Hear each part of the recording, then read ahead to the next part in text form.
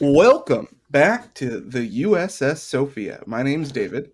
I am a founding GM at Streaming Rainbow, and we are so happy to have you here. I am joined once again by the cast of the USS Sophia.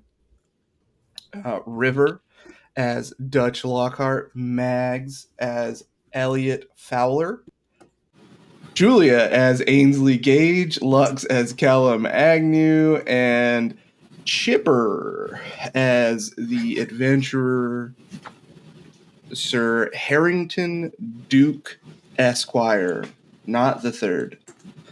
Technically the second, though, I guess. And once again, I would like to remind you, please like, subscribe, click all the links, share all our stuff on social medias. Also, our character art, I forgot to do this in episode 1, is done by the wonderful Calamity. They're so super good. Their socials are linked down below. They will they have open commissions and they do great work very quickly. It was like one of the best experiences I've had working with a vendor. Wonderful friend of the channel, and we love what they do for us. All right. Let's get back into it. I'm having a hard time remembering what was it that happened last time, gang. I think we set sail.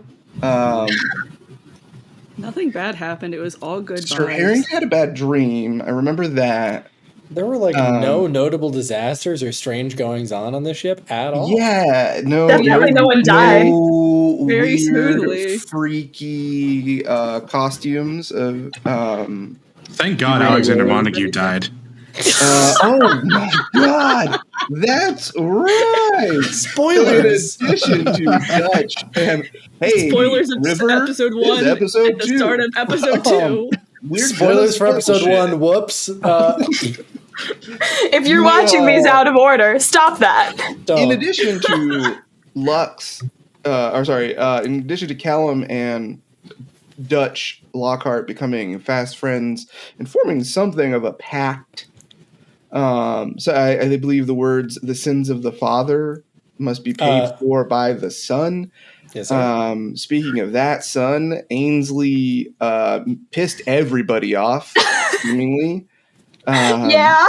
Rosalia was upset with him for his reaction. Only and mildly. sort of crying. I said upset. I didn't say she was pissed. She wasn't angry. She was just a little upset, a little peeved. Elliot, also, speaking of twinks, was very upset with a certain publisher and their conversation with Sir Harrington after being sort of talked down to and sent out on busy boy errands. And then Sir Harrington was just kind of trying to do his best. Had a couple conversations trying to set up his young assistant for the future. Sent out some salon invites. See how that goes. Oh, God. Forgot about that. Surprise, it's awake now. Jesus. Oh. Yeah, and then everybody went to sleep, and Ainsley woke up and found his dead dad. Oh, and Dutch and Elliot listened in. That's right. We had a thing. Dutch and Elliot found or overheard some interesting goings on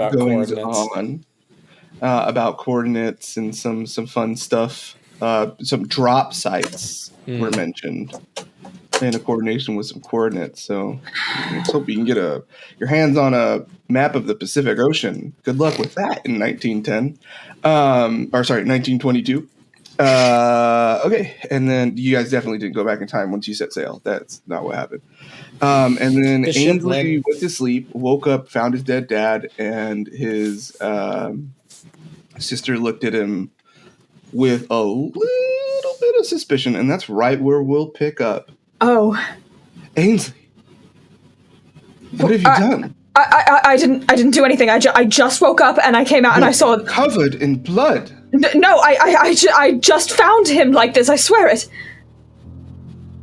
And then she sort of rushes beside you, like kind of like brusquely shoves you away, like feels his pulse, and just kind of nuzzles her head in his neck, that is no longer spurting any blood, but covered in what is now becoming sort of jammy blood, and begins to cry, and just like wail.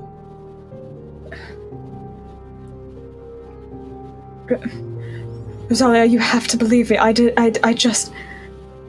Go get help. Yes, sorry, of course, yes. And I... Oh, God, I run out. Where do you go? I don't know. Roll a... Let's see, what haven't you passed? Pretty much everything. Thanks. Ainsley, what did you... I'm not your dice. You should thank your dice for that. No, not society. Let's call it... Yeah, we'll just call it a no roll. Your education roll. Oh, education? Okay. Yeah. Hey, I got a 40. I have a 40.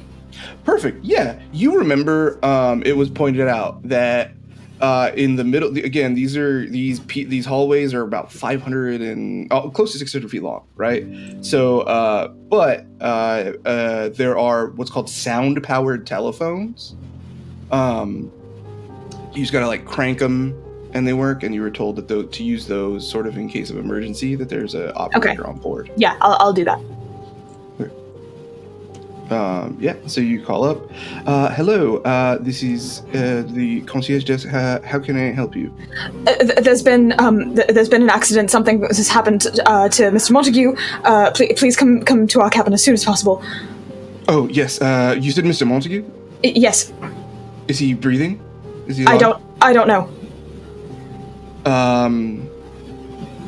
Okay. Somebody will be through right there. Thank you. Ainsley, roll a spot hidden for me on your way back. So oh no! Go down the hallway a little bit. Yeah. Have a 60, got a 60. Oh, perfect. You saw a couple heads pop out of doors and back in their doors. Yeah, I just beeline back to the room so I can just get inside before anyone else sees me. But there was one place as you're beelining back. There's not a suite there. It's on the outboard side. It was in between. It's sort of in between suites. Like there shouldn't have been someone there. Yeah, and then you go back to your room. Someone's on their way. They're coming. Okay.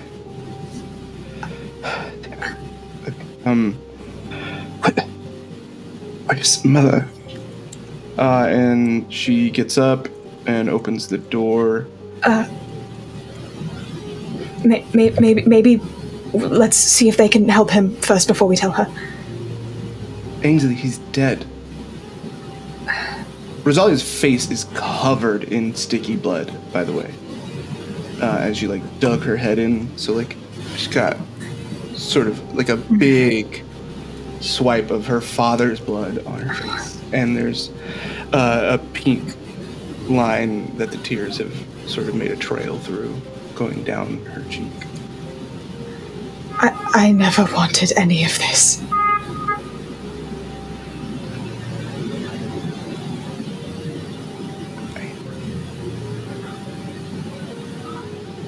And she goes to say something, bites it back, and just turns towards her mother's room. Fuck. Yeah, I'll just stay by the door and wait for someone to come. Yeah, the door is open. Give me a listen roll. Oh, also remember to mark the boxes of what you passed. Oh, yes. What was that first one? Spot hidden. Oh, that was already checked. Perfect. Okay, listen. 73 on an 80. Oh, perfect. you hear a little bit of panic in Rosalia's voice. Mother, and like it's taking her longer to wake Lucinda up. And you like peek over. Oh my god. And there's a bottle, like a medicine bottle turned over on the side of the bed.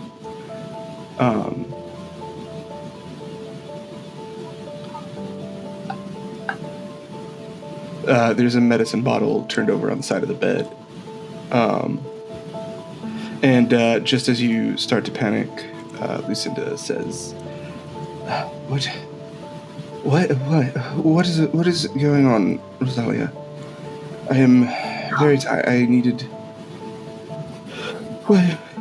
to sleep. It's still dark. What's going on?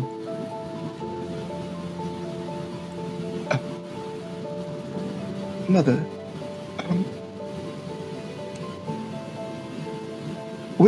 What is all over your face? What is going on? And you see as this like sobriety fills your mother the reality of the situation, and she stands up and sees you through the open door as your hands are covered in blood and your feet. Mrs. Montague, please let me explain.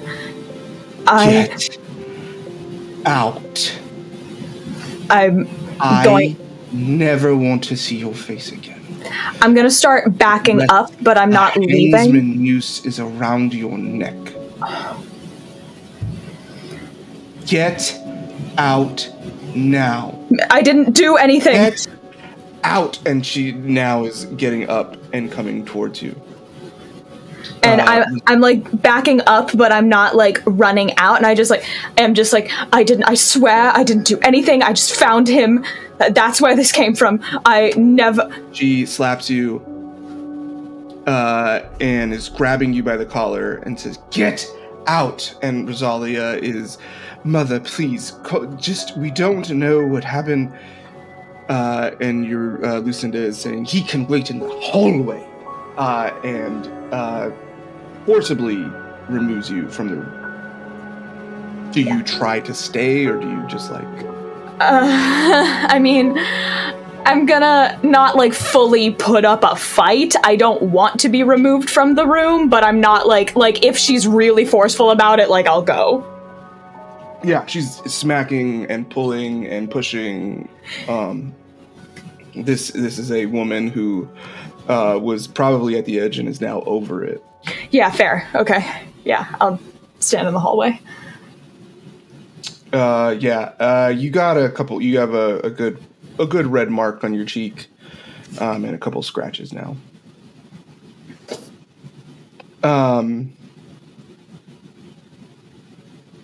What does Ainsley think about as they are sitting in the hallway? I think I like lean my back against the wall and just slide down to the floor, and I think it like all like hits me right now, like what I saw, and like I saw him walking down the hallway before this happened, and like maybe I could have said something and stopped him from going, and how I have nothing now. There's no way that they're gonna want to keep me around after this, like even to keep up appearances. Like what the fuck is any of that now? Like everything it took to get me here was worthless and never should have happened in the first place. Yeah. And I never got to know him, and I never got him to love me. Yes. And as you think about the futility of the last gift your mother gave you, and you in the loneliness and the cold floor of this ship, you see officers coming. They clean up the body. Okay. They ask you a bunch of questions. It's pretty standard. What did you like? Where were you last night? What did you do? They say that we're not going to remand you into custody. That's going to be sort of the captain's call. But that they relay to you that Lucinda has made it very clear you cannot stay in this room, and that they that if you don't have any other arrangements or anything, that there's like an extra room in the servants' quarters. But if you have anybody else on board you could think of, you could probably stay with them. I would have to ask, but roll an idea. I mean, I have an idea. Well, then tell me what it is. I don't say it to the officers, but I'm immediately thinking of Mr. Agnew, who was so kind to me. I think that sticks in your mind then. Who he pretty specifically said, if you need an ear, you can. Yeah. Always tell me. What I will say to the officers, would it be possible for someone to retrieve my things? Yes. Just use the sound-powered phones again. If you are on the wrong switch, there's a switch on the side. One is to the concierge, and the other is to the officer's deck. So, if you leave a note this time though with the concierge, we will somebody will and tell them where to take your stuff. Somebody will come along and get that. Thank you. Did Callum give me his cabin or where he's staying? I think I saw a nod. So yeah. Then I'll go there. He would have mentioned what floor he's on at least. Okay. Okay. Yeah. Okay. If I'm visibly bloodstained, then I'm going to change first. Yeah, there is the only other bathroom you know of, because yours was in suite. Again, this is a very rich. Most of the cabins have a bathroom. The only other thing that you could think of is the pool. Yeah. All right. They have the showers there. Yeah. Wonderful. I hate how you're smiling right now. We will go then. We will cut from you now to Callum. Callum, you awake from a dream that started emerging from the water and ended with a series of cultist bodies left on the floor around. And then you, from there, you ran to a safe place that felt familiar in the woods. As you sat and rested, once you felt you were in your comfort zone, the sun rising was met in your dream with the reality of the 1MC that was made, the announcement. What is on Callum's mind this morning?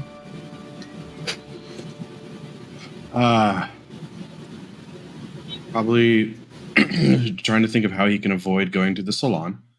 Does not sound fun. I have some writing to do. And then there is you say that, and as you were thinking that and getting up, sort of getting out of bed, you see underneath your door there's an envelope. Rip it open. The seal that you didn't look at all was the shipmaster Francis Chester Reed's, and it says you have been formally invited to a salon in Sir Francis Chester Reed's captain's quarters, and that so that Duke Harrington's salon essentially has been relocated. You see that the captain has essentially said, "I'm not going to go meet not on my terms or on on my turf. You guys can come to me." Yeah, and so there's that. Okay. Oh, and it says to please RSVP as soon as possible. Okay. I mean, I guess you can't necessarily turn down the captain, so I'll RSVP yes to that, and then start making my way up. I want to go to like the top deck where there's some open air for a second and like sit and write a bit. Stop by like where the ball and stuff was last night, so the bar there. Yeah, give me an investigate. All right, that's it. Is that a no? That's not a term. That's not a roll. What is the one? Idea? No. Maybe idea. I guess idea. Okay. No, I can. Yeah, just give me a spot hidden as you are walking out of your cabin. A 2. Wow. Extreme success. Yeah, very extreme success. Okay. What you remember as you're walking out, and what you're thinking about as you're getting out, walking towards the top deck, is how remembering the vanishing person, right, that you saw down the hallway, right? This area of the P-way that didn't have a door and you swore you saw a person disappear into. And you see as you're walking by that and you're like kind of looking closely, you see a bit of dust get sucked into the wall. And you walk up. It's just like a little moat floating. You know how you can like see dust floating in the air? And you see the airflow go into the wall there. Is it, and it's like enough to... It's like wood paneling. There's not enough to pry. Or does it like slide? Yeah, it's like wood paneling, right? So it's just like there's like the crack there that should be just like molding behind it, and hard surface wall is very clearly like you recognize as airflow. Do you want to try to figure out how to get in there? Yeah, I'd like to know how to open it at least. Yeah. Give me locksmith. I was at 12.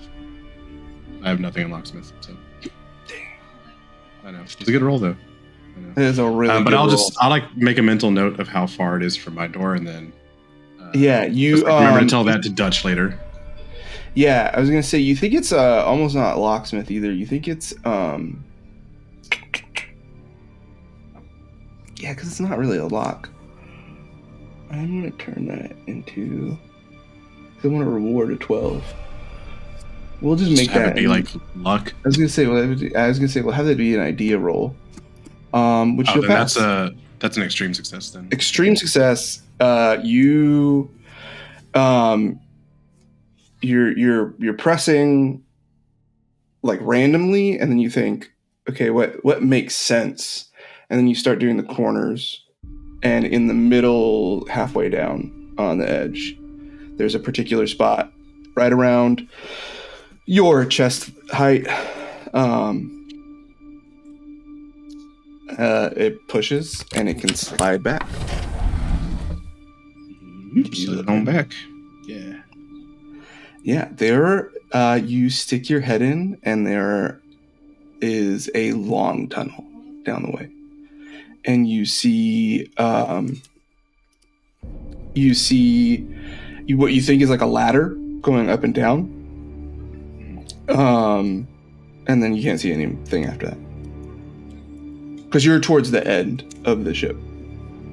Yeah. That. I don't know if I want to explore a ton by myself, but I guess I can.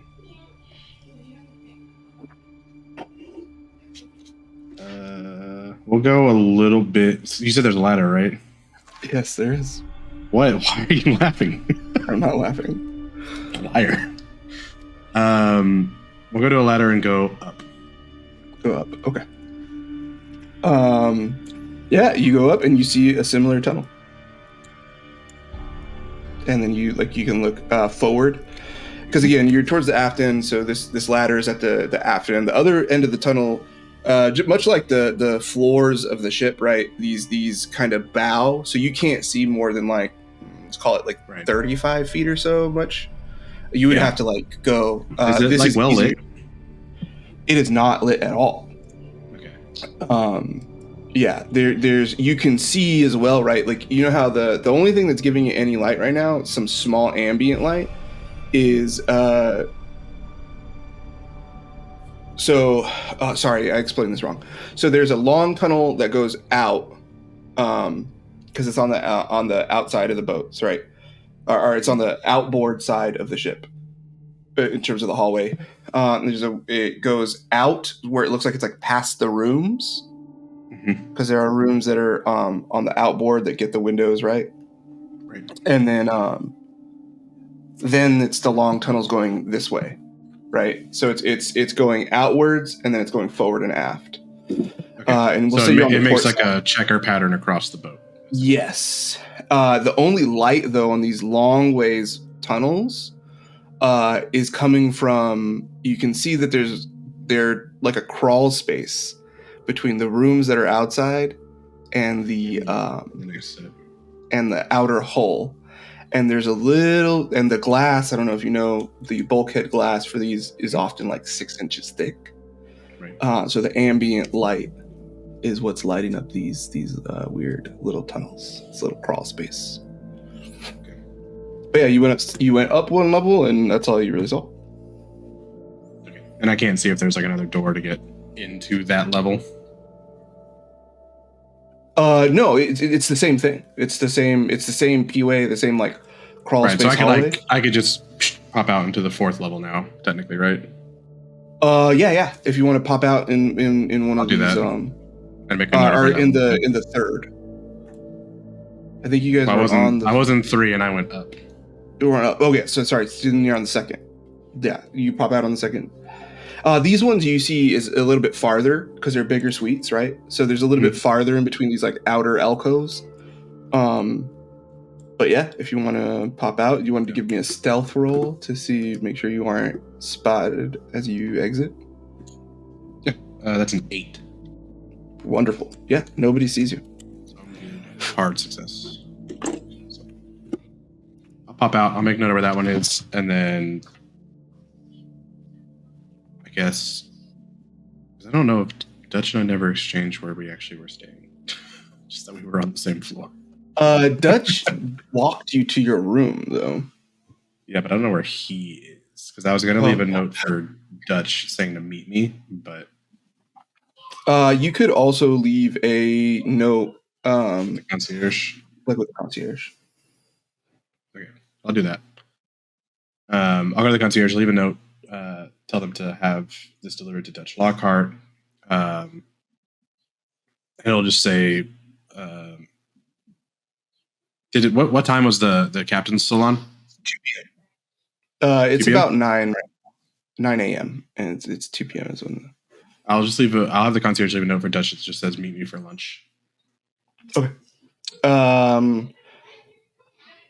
The concierge takes that. We'll leave Callum as he goes to the top side to ruminate and think about his writing, and the concierge will head to Mr. Dutch Lockhart.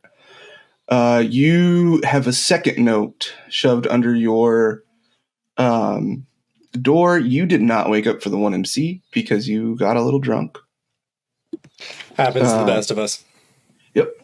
So you wake up a little later. and after your glorious morning routine of shaving every inch of your body and drinking a little bit of green tea, with the exception of your mustache. Very well trimmed, though. Yes. Immaculate. Only the best mustache wax. It is, honest to God, psychopathic how fastidious Dutch is with nothing else, and yet every inch of this man's body is smooth. Anyway. So, yeah, you wake up and there's 2 notes underneath your desk, or underneath your door. About what time would it be? It's, we'll just stick with the same time. It's about 10:15. Perfect. You didn't wake up too late. I'm gonna... and there are 2 different notes. They look like they're from 2 different people. Yes. One has a very, fancy a seal on it, and the other one is, it's got the SS Sophia masthead on it, which is, a young woman. I'm gonna pop the SS Sophia masthead first, but I'm gonna read both. Yeah, it's just an outer envelope, like a comment, whatever for the boat. And it just says, it's from Callum, and it says, meet me for lunch. Perfect. And the fancy one? The fancy one is from Sir Francis Chester Reed, and is inviting you to a salon at 2 p.m. in his captain's quarters. Fascinating. I crumple... I memorize Callum's, but then I crumple it and, leave it be in what is almost certainly a tornado strike of a mess of a room. And I very gingerly put the invite to the salon in Francis Chester Reed's in my jacket pocket. I check my dossier again for any notes, and then I'm going to go find Callum. I'm going to go over to where I know Callum's room is. Okay. And hope. Yeah, he's not there. Solid. I'm assuming, unless you came right back, Callum, I'm assuming. We can say I came right back. That's fine. Would I have gotten there at that point? I was going to say, I think what you will see, though, sure, if you don't see Callum. But we're going to come back to that because we're going to spend some time with Ainsley in the shower. Nice. Solid. Ainsley, because we're back in time. Right. Ainsley, as you're, you just got out of the shower and you're toweling off, you hear a little pitter-patter. I don't think anything of it. I just keep changing. I'm just like, and then you hear a giggle. I finished changing. And then you hear a splash. I'm gonna peek my head out of the changing room.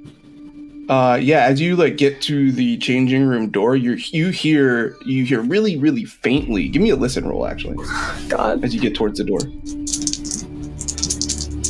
Listen. There it is. 52 on an 80. Love it. Yeah, you hear really faintly, but it sounds like a small child saying.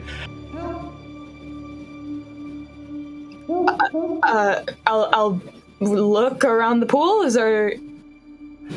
There's a. It looks like there. Give me a spot hidden.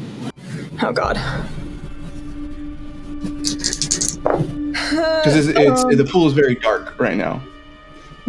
12 on a 60. Amazing. Yeah, there's... Now I'm rolling good. Fuck. Yeah. You look around and you don't see anybody, right? It's hard to see from one edge of the pool to the other. Because it's dark. They're not expecting people to be in here right now. It's not lit up. But you find splash marks at the edge of the pool, but there's no one in it. Hello? And then you hear more giggling, and you hear the changing room door close. It's back towards the changing room. Is someone there? Hello? You were too late.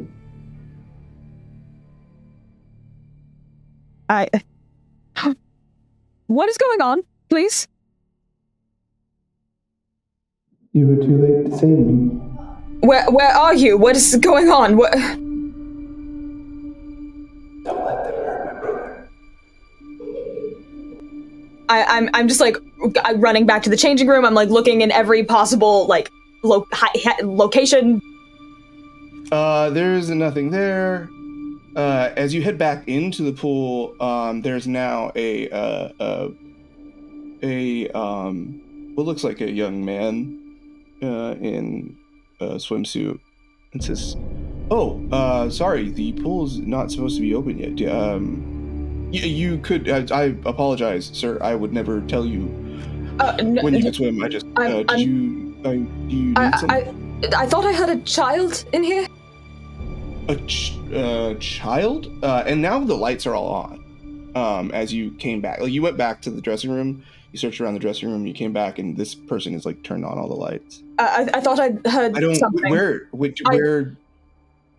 And like you look in the pool and there's nobody. Can I show this person the like splash marks on the ground around? There's no splash. David. I wasn't sure if it was coming from the changing room, but I thought I heard someone go in. Are you okay, sir? Can I get you something? I'm all right. Thank you. I'm just concerned. Oh, I understand. We make sure that safety's very important to us. If you could, Sir Francis Chester Reed, in every facet of the shipbuilding, has made sure that safety is. Yes. Could you please help me check the changing rooms? Yes, of course. Thank you. There's look, and there's nobody else. All right. I'm sorry to bother you. I'll be on my way. Never a bother, sir. I'll be here all day. David, for my sake, it was don't let them remember, and then I didn't quite catch the end of it. Oh no! Don't let them hurt my brother. Don't let them hurt my brother. What the fuck? There was also you were too late to save me. No, I heard that. Thanks. They said that one twice. Don't let them hurt my brother. Oh. Yeah, and as you kind of shake that off, took a little while. That meets. While you were going through that, Dutch was waking up and going to find Callum. So you guys intersect right in front of his door. And if we want to say so, Callum, this can be when you head back down. Hey there, young Master Montague. How are you doing? You look a little... Dutch and Callum, give me spot hidden rolls. Oh, fuck yeah. That exhale, that was me. That was me genuinely. I forgot. That was just... That is a 61 on a 14, 70. I passed. 61 on a 70. Callum, you notice that the clothes that Ainsley has sort of bundled up because they couldn't fold them neatly without showing a lot of blood. Mm-hmm. That there is blood peeking through what looks like some sort of like pajama situation. Right, lads, come here, and I'll open my door and kind of usher them both in. In. I hate the idea of that. I'm terribly sorry, Mr. Lockhart. Could I possibly speak to Mr. Agnew privately for a moment? Take your time, kid. And Thank you. Dutch is just going to stand outside for a sec. Thank you. Dutch, give me a listen roll. I was going to say, can I listen in while they go? Sneaky. That is an 8 on a 30. Love it. Seems like you've had quite the morning there, lad. Did you hurt yourself? No. I'm terribly sorry to bother you. I just something happened to my father last night? Did he have too much to drink or something? It's possible. But someone attacked my father, and my stepmother won't believe that it wasn't me, and I'm not allowed back in my cabin. Terribly sorry to hear that. Is he okay? Is he in the hospital here or something? No, he's not okay. I don't know what happened. Okay. Well, I'm terribly sorry to hear that. Callum, give me you're more than welcome. check. Give me a sanity check. What? 52. We're good. You're good. All right. As Not the much, but we're good. number one goal of your the last 10 years of your life or so slips away from you, you manage to not completely break. Right, lad. Well, that's so you can't go back to your room, is what you said. No. Ainsley, give me a psychology roll. Okay. Okay. 90 on a 40. Terrible. Yeah. This man doesn't care. I know you just met me yesterday, and you've already been so lovely. So truly, I don't wish to be an inconvenience.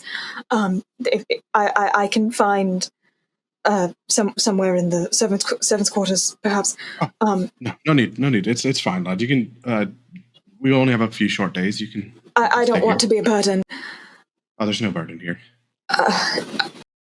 Thank you. I truly appreciate it. And if there's anything I can do for you in turn, please. Of course. It's interesting to me. I do think that if you care to share, it might be nice just to have Dutch know he can handle himself clearly. So, might be a bit of a protection for you. My apologies, but I'm quite intimidated by Mr. Lockhart. It's fair. He's a big man. He's a very big man. Well, if you'd like, you can stay here. Maybe get some rest. Try to sleep a bit. Thank you so much. And from there, we will go to Elliot Fowler. You had your morning routine. You had a good, nice little full English breakfast, which you've become accustomed to with traveling with Duke Harrington. Elliot, what is what's going through your mind? Oh, you woke up as well to two salon invites. Two invites underneath the suite door. One that was with your name on it and a handwritten note that says, "Come a half hour early. Don't tell Harrington." And then it's signed by the captain. Okay.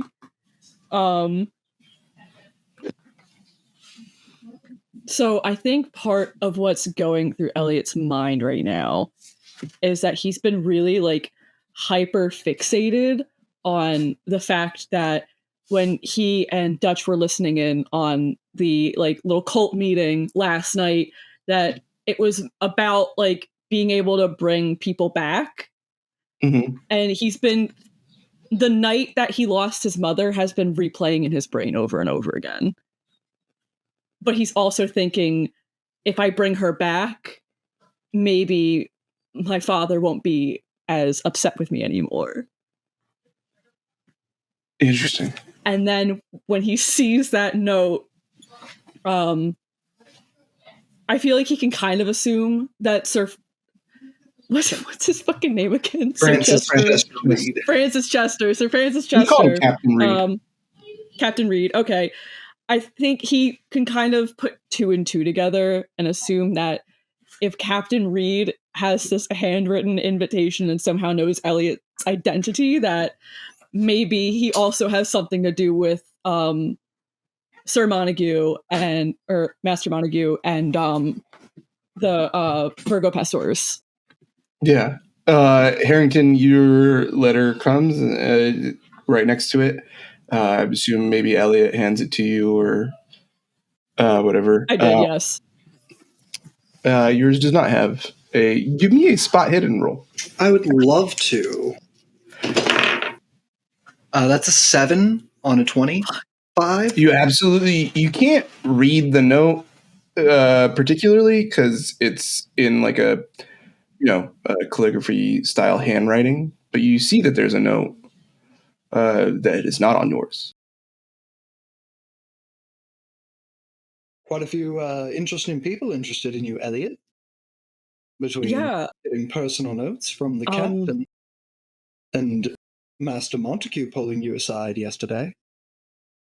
Yeah, it's weird. I know, maybe I had heard rumors that some of my professors at Princeton had put in a good word for me, but I didn't think he was going to be this good.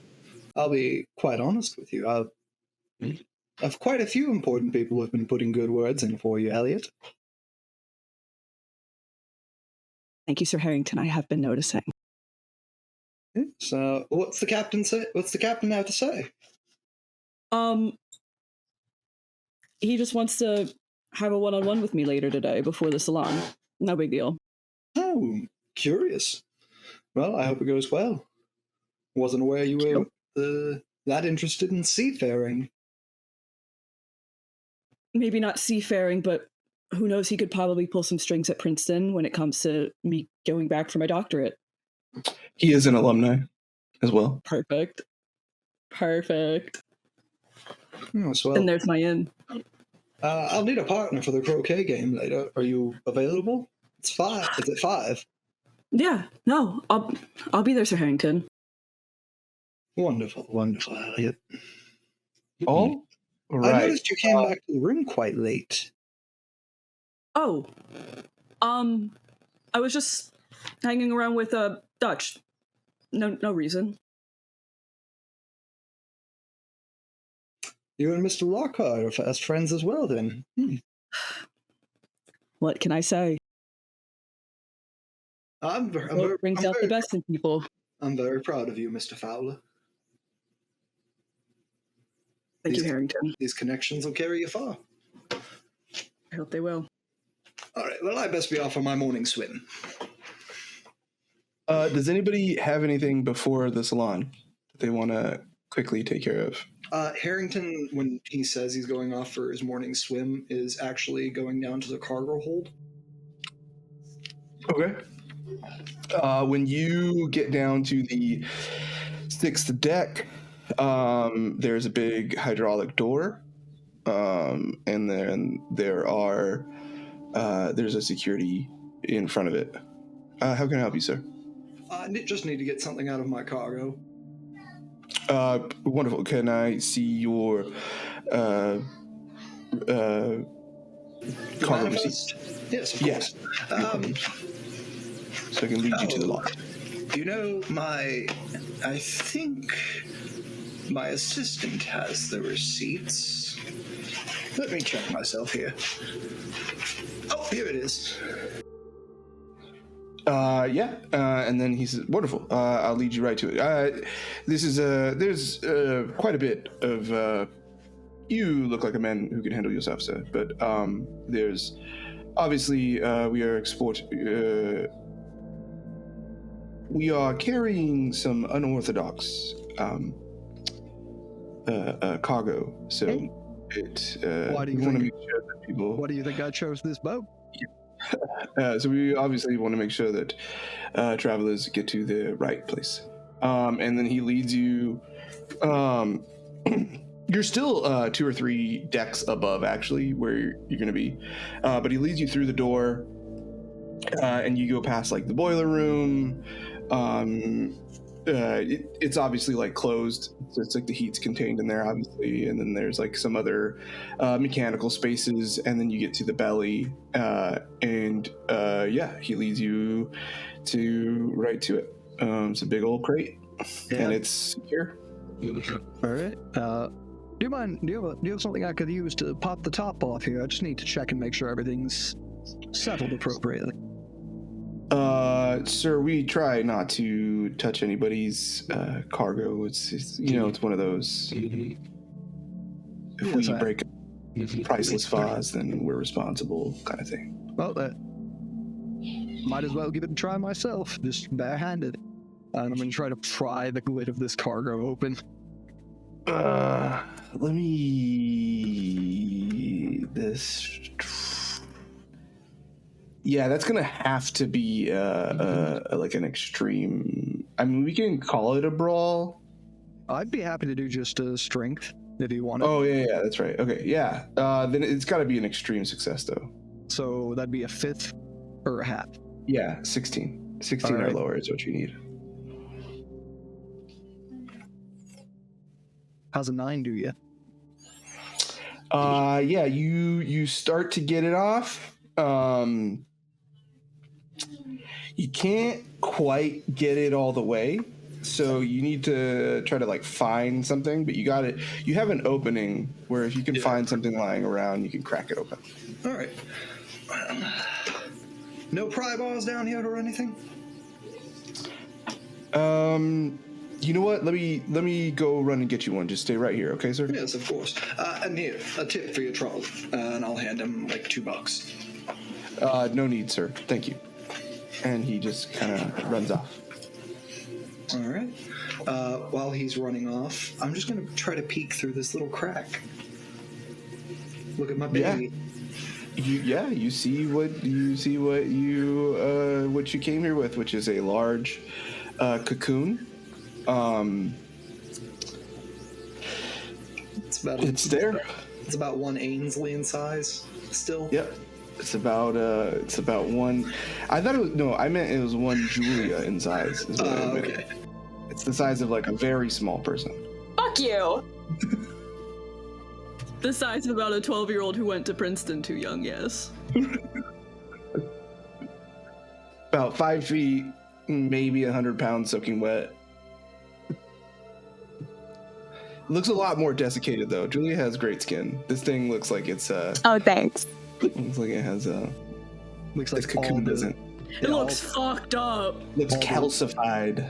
Yeah, all the liquid is probably in the center. But you see, one of the things you do see, give me a, what's the one? Yeah, an EDU check, a no roll. All right, give you an education check. Sure thing. Yep. Ooh, baby, that's a 22, and I've got a 96 education. So one of the things that drew you and Elliot to this piece particularly, right, and why it is in such a prized place, was you had originally thought it had to be a fossil from some time long gone. It had to be millions of years old. And then it began to grow. And it began to show signs of life. One of those was, and one of the ways that, as a trained sort of field anthropologist, right, you can recognize as it cracked, as that outer exterior cracked to create another layer. The separation of those cracks is bigger. This thing is growing at a faster rate now. It has grown precipitously in the last 2 days. Everything on the armor. Lawrence has you. All right. And then Callum, what did you want to take care of before the salon? Oh, I was gonna snag Dutch and take him to the hidden spot. If before that, right quick, Dutch would like a word with young Master Ainsley. I mean, I would like open the door really big. You're still there. You can walk in. Yeah. I can't stop you. I wasn't assuming you would try. But yeah, Dutch is just gonna get on eye level, probably sit across from Ainsley, and just, you looked, a little startled when I ran into you out there. I know I'm not necessarily a teddy bear, but, you looked a bit distressed. So, you're all right. You're doing a little better now. Maybe with the confidence of young Master Agnew. I really couldn't say. That's fine. It's better than being worse, right? Yeah, I suppose so. Sure enough. I wanted to just briefly, put my face towards yours, just say hello, make sure I'm not being disrespectful, and as well ask you how your lovely sister is doing. We got only so much time last night while we were drinking. Ainsley I got a just little starts into. Crying. Oh God. Okay. Dutch, notably going from a very slouched, almost like kingpinish position, spine straightens immediately. He moves with a swiftness that is unseeming a man his size over to Ainsley's side and just gives him, hesitates for a moment, but holds him and just, it's all right, boy. Whatever it is, I'm sorry. I didn't mean to. I'm sorry. No, it's you didn't do anything. It's not all right, but she probably hates me now. So. No. Look, I don't know what you and Callum talked about, but what I do know. My father is dead, Mr. Lockhart. Jesus Christ. Okay. Well, that's. I wasn't gonna say I could hear you through the door, but it feels like we've.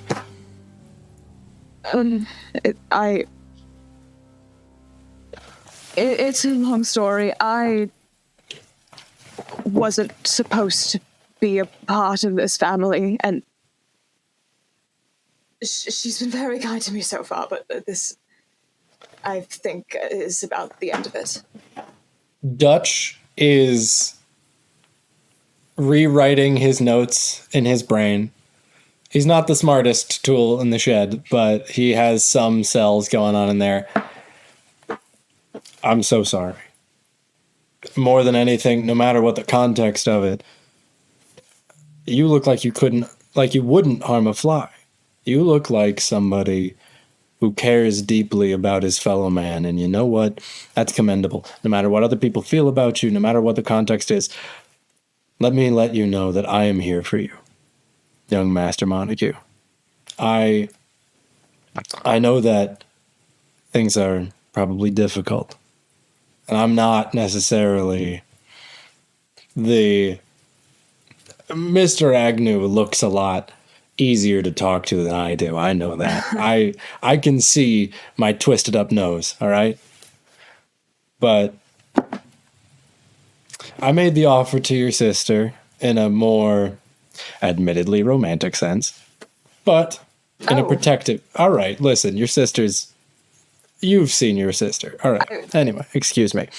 What do you call it? Impropriety or some bullshit? I don't know.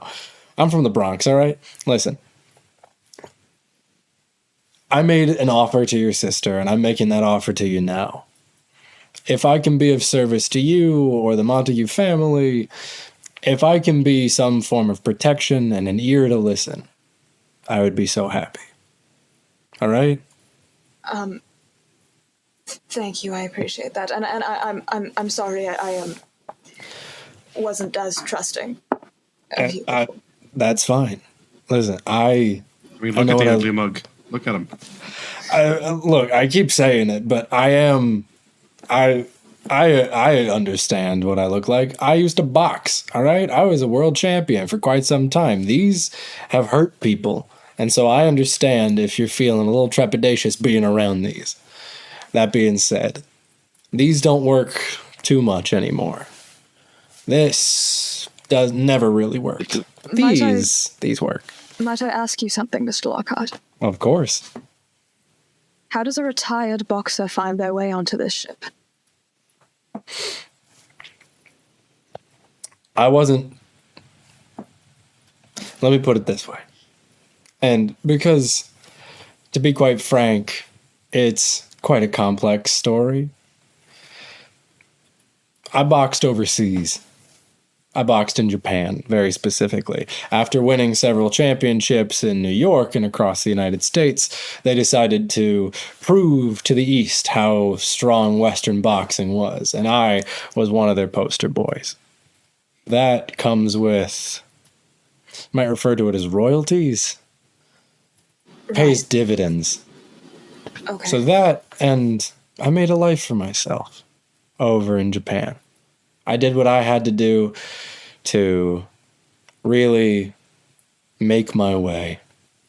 And now I'm 27.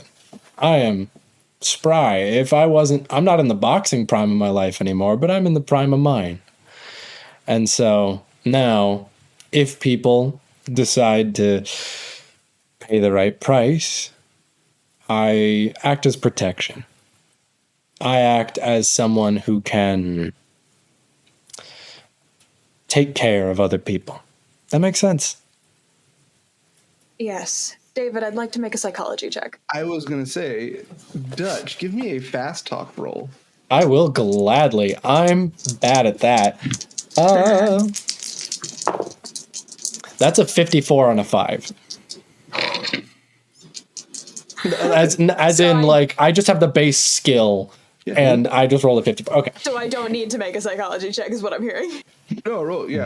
I'll give you your... I'm specifically looking for, because Rosalia put the idea in my head that something's going on with him. Different levels and layers depending on what you get. 97 on a 40. Blind leading the blind. Yeah.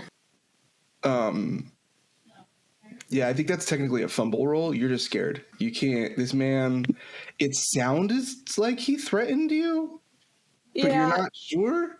It's like I'm still definitely like I'm moved by what he said, and I trust him a little bit more. But like I'm also like, oh, if I do the thing Rosalia asked me to do, maybe she won't be mad at me. Yeah, but then that brought you thinking about not making Rosalia mad, brought you back to the reason that Rosalia's mad at you. So you thought about your dad, and while Dutch was talking, you just pictured like the bloody. I'm like actively having the worst day of my life, and I'm just trying not to break down. My room's a bit too small for all of us, so Dutch, how about we go? You can Mr. Montague, young master. You have to take care of. You also as well. You need to inform the captain's quarters or the officer's deck, where your the concierge, where your stuff is going to go. Oh yes. Let me do that. Were you going to say something, Mr. Lockhart? Just as a goodbye. Don't look at me. Don't worry. Just again, like I said, I am one who offers protection, and I'm offering that to you. You don't need to worry about payment. I am just here to make sure that you're safe, okay? Thank you. Perfect. And that's good, because I think I will be quickly falling out of my inheritance. Well, shit. All right. It happens. I'm going to go tell the concierge to move my things to Mr. Agnew's cabin. Perfect. And then Dutch and Mr. Lockhart, where do you guys go exploring? Dutch and Dutch. Dutch Cal. and Dutch. Oh, sorry, Dutch and Callum. Right. Cal, you want to show me something? Follow me for a sec here. And I'll Absolutely. Walk down to the same spot and pop it open. It pops right open. We're alone, right? I left. Well, I more than just Ainsley alone. Like the hallway is empty. Yeah. I can. I'll give you this one. You make sure nobody was around. Yeah, appreciate it. I've got some interesting things to talk to you about what I and my new good friend Elliot Fowler heard about last night. Sounds wonderful, lad. And you just start walking into the hallway that goes back. Yep, absolutely. Through the little fake door. I'm taking note of where the fake door is, and I'm gonna stick with Mr. Agnew. Do you guys go up, or do you go down? Up just went to more of the rich people stuff. Let's go down. Down sounds interesting. Down, as we're going into the corridors, as we're going into the tunnels. Now, last night, I found something not quite different from this. And funnier still, as I climbed down into the depths of the ship, I found a young Mr. Elliot Fowler. He's got the same ring that a lot of them do, but looks less nice. Some of them are notably gold, and his was notably not. And so with a little bit of convincing, he took some notes for me while we listened into a very interesting conversation last night. Well, seems like we have some more friends to make then. Yes, we do. You hear loud clattering. What's that? Or not clattering. You hear loud machinery moving below you as you head down the ladder. Clearly the engine, or no, not the engine. What sounds like a couple tons of steel sliding. Huh. So the conversation last night was about drops. And they were looking at specific coordinates. It was some kind of ritual. They were dropping off things. A notably, I believe, French voice mentioned bringing somebody back, which is all load of hokum and hooey to me. But sliding sounds interesting, right? Whatever that screech was. Might be good of us then to go to the salon with Captain Reed. I bet there's a map there. Figure out some of these coordinates. How far down do you guys go? Dutch? I assume this is all as rich going down. Yeah, I was going to say this. I'm assuming is just going as far as we can go. Yeah, pretty much. You get to the bottom, and there's it's no longer like a So this ladder goes down, and so for a while, there's just nowhere to even get off. What feels like almost too long. And then it goes just to like a catwalk, and you see. There's like an exit. There's like a door, and it goes to a catwalk that is above a bunch of crates, and that looks like from your area you could see that there are. It's pretty broken up. There's like a livestock area. There's a bunch of like cages with animals. There's what looks like the food. There's bulkheads in between these as well, by the way, right? That's what you heard. You heard these large sliding doors. They were used by ships. They're like hydraulically controlled doors that were used in order to, ironically enough, as a result of the Titanic, to shut off certain areas of the ship if flooding happens. And so... But between these doors, on this catwalk, again, it's like a big. You came out of the door, and there's one that goes across from port to starboard. Right, you guys are at the aft end one, and then there's a big, long middle T, and then there's two more that cut off, and then there's like a all the way to the forward. You can't even like see it because the way the boat curves. And wherever those like hydraulic doors were cutting off, there's a one of those like bulkhead style doors that like seal. Right. You guys are in the first one though. And yeah, you see Yeah, there's a bunch of like livestock. There's like a tiger, and there's a big old elephant. There's some stuff that's covered. And then yeah. Do you guys go into the next door? Okay, the next area is the food. So there's just a bunch of what looks like produce and different things like that, like dry stores. And then there's another bulkhead ahead. Do you continue? Let's keep moving. In for the penny, in for the pound. Yep. This is the largest one. It's in the very middle. You see a familiar character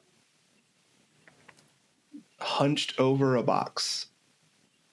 Do you want to give me a listen roll? It's Sir Harrington. I will. I'm good for that. Father will take good care of you, darling. Everything will be all right. 008. You're going to prove everything I've ever said, aren't you? Yeah, that's an extreme success for me as well. That is a hard success I for have me. a 3. You hear it. You hear weird whisperings about being taken care of, and we'll prove everyone wrong. Or what would you say? You'll prove everything I've ever said right. Prove everything I've ever said right. Harrington would be so proud. Yeah, Harrington would be so proud. You definitely hear Harrington would be so proud. And then you hear the door again, and you see a guy come back with a crowbar. Oh, thank you. I'll take that. And I'm going to pop the lid the rest of the way off. Can we see what's in the box from this high up, or is it too far? Callum, I'm going to need an age check. Not a thing. Your ass old. Your eye's bad, Callum. We'll make it, Callum. Okay, then that would be a spot hidden, which is a 24 and a 25. I was going to say, just give me spot hidden rolls. I feel like I keep asking for the same fucking rolls. Give me spot hidden rolls. I told you, it's perception in D&D. You say 24? I know. Yeah, 24. So I got a 15 on 70. God damn. It looks fucking weird. It looks like it kind of looks like it's just a big rock. Like, is he talking to a big rock? You're pretty far up. I can't really, even with like that best of sight, you're not an archaeologist. That feels right. And while they're looking down from above, have archaeology. I'm taking a little scraping. Callum, you recognize then that this is some sort of weird. It looks like a rock that's alive. You're fucking weirded out. You don't know that there's something fucked up in that crate. I think it's in the uncanny valley. I'll put it that way. Yeah. I think I'm taking a scraping of like the outermost layer of this rock-like exoskeleton. Dutch, Callum, and Sir Harrington all give me sanity checks. Oh God! Oh boy! A sound. Please let me fucking fail it. Emanate from this. We're going for under 60. Our sanity number, right? Yeah. 57 out of 65. 1 out of 70. Okay. So Harrington, yep, you're fine. Callum, there's something familiar about the tone of this noise. Something familiar from your dreams. And your ears bleed a little bit. Go ahead. Your ears bleed a little bit as you go unconscious. Oh, Dutch is catching Callum. So Harrington, give me a listen roll. I'd love to. It's a 9 on a 20. Yeah, you see 2 bodies. We'll say that you're pulling them away, Dutch. Yeah, I'm gonna catch him, pick him up, fireman's carry. Yep. You see what can only be one of like maybe 2 or 3 people on board. You can't say with certainty because this is like a right. You're looking up. I'm looking up. There's no lighting in front of. There's no lighting. There's a grid, but the silhouette is one larger than you've maybe ever seen. And there's only 2 or 3 people on board with that silhouette. And from there, we'll go to Elliot, who went to. Oh, before that, actually, Ainsley, when they bring your stuff, you also have a letter with Sir Francis Chester Reed's. Oh, good. Yeah. I'll read it. It's a salon invitation. For 3 p.m. For 3 p.m. Yes. Okay. I'm gonna ask the person who delivered it. Did my sister or stepmother say anything about if they were attending this? Because I wonder if it might be best if I give them space. Give me a psychology roll. Okay.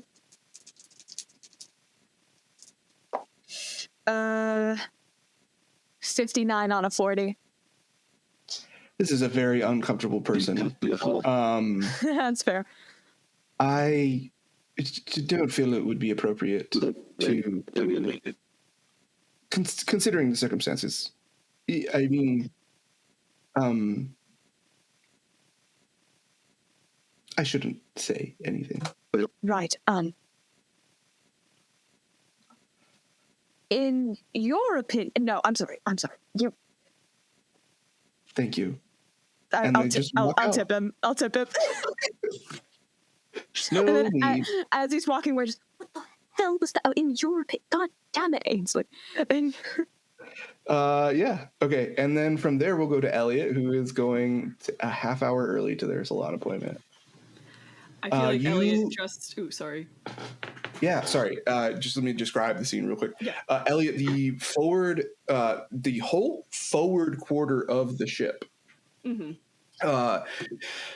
is the officers' quarters. It is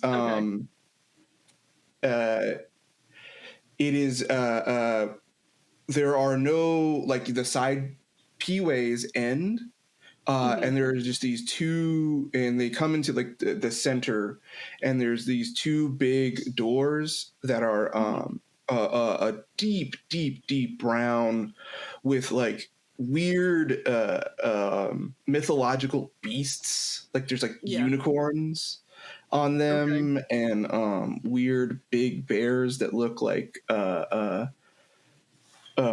walk on their 2 feet, right? Like almost like 2 humanoid.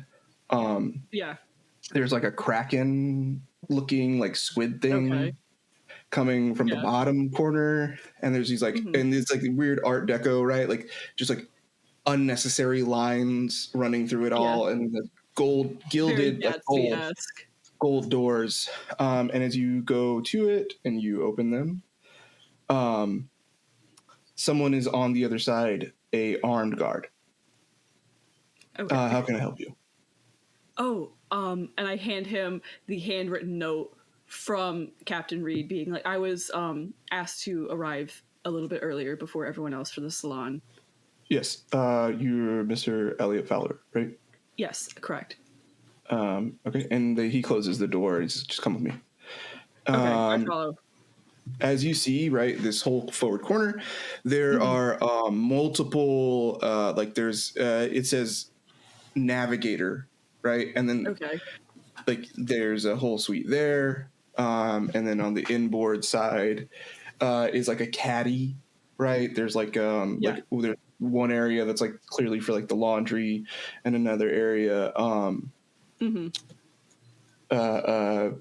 that looks like it's like a small like cafe, like a little kitchenette for the officers here to be able to. And then there's a bar at the end.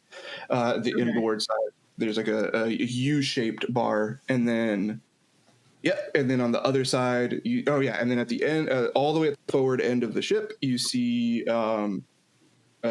captain. And it says underneath that, Sir Francis Chester Reed. And then from the right, you came from the left, right? It kind of makes this big U sort of circle. This big oval sort of circle. Yeah. You came from the left side, and on the right side, you see like executive officer and some other stuff. Mm-hmm. He says, just wait right here. Okay. And then he goes in, and you spot inside the room Lucinda and Rosalia Montague.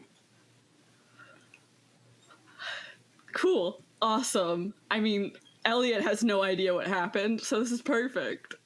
Yes. And then this time, following the armed guard that brought you out, Sir Francis Chester Reed comes out. He says, I'll be back in just a moment. Says, okay. Yes, sir. No, he tells that to Lucinda and Rosalia. He says, I'll be back in just a moment. And he closes the door behind him. He says, Elliot, I did not have time to brief you on this. Things have been moving very quickly. Is everything okay, sir? No. Alexander Montague is dead. Oh. And I want you to help me find his killer. Callum, we cut to you. You are in the forest on the outskirts of the village you grew up in. This is, you hear, you're hunting. You're stalking through, and you hear the crowd of people gathered. You hear their chanting the same song. And you see the lights of their fire dim at first. As you step strategically closer and closer, you feel the hunger grow in you. And you feel the terror subside. You feel the fear melt away as you are filled with a righteous anger and a sense of justice. And you breach just over, or just around this rock, and you see a group of robed individuals. And they're chanting and they're chanting. What does the Watcher do?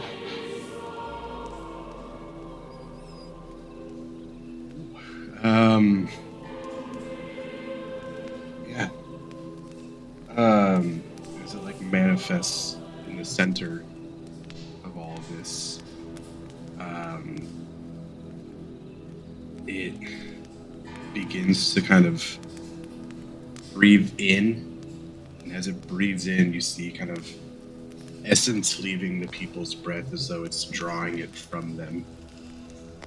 There's a big bonfire in the middle, so as it's forming and coalescing in the smoke above it, you see the life essence of these cultists being drawn through and forming something.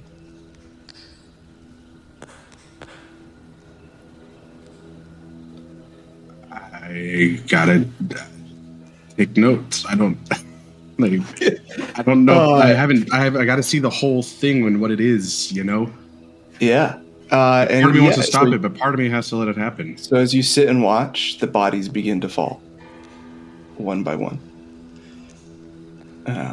As you see their like life force, their souls, their id, whatever you want to call it,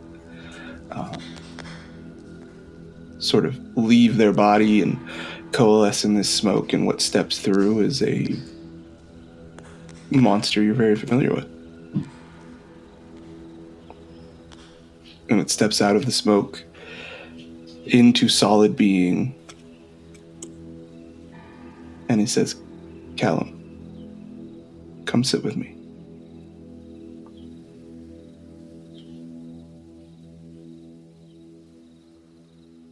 I will walk towards it Yeah, there's a hand reached out for you. Okay, I'll very gingerly grab the hand. As you do, you are jostled awake as your head hits a bulkhead entryway with Dutch's large frame chucking you along the way. And you want to try and he's trying to get you out of the you're just getting out of the hallway. Dutch, you actually give me a no roll real quick. A no? Mm-hmm. As in Education. Yeah, Okay. EDU. Ooh, Yeah. okay. All 2 points of yours in there. Hey, I have 45. Unfortunately, I just rolled a 97. Okay, so I'm gonna roll now.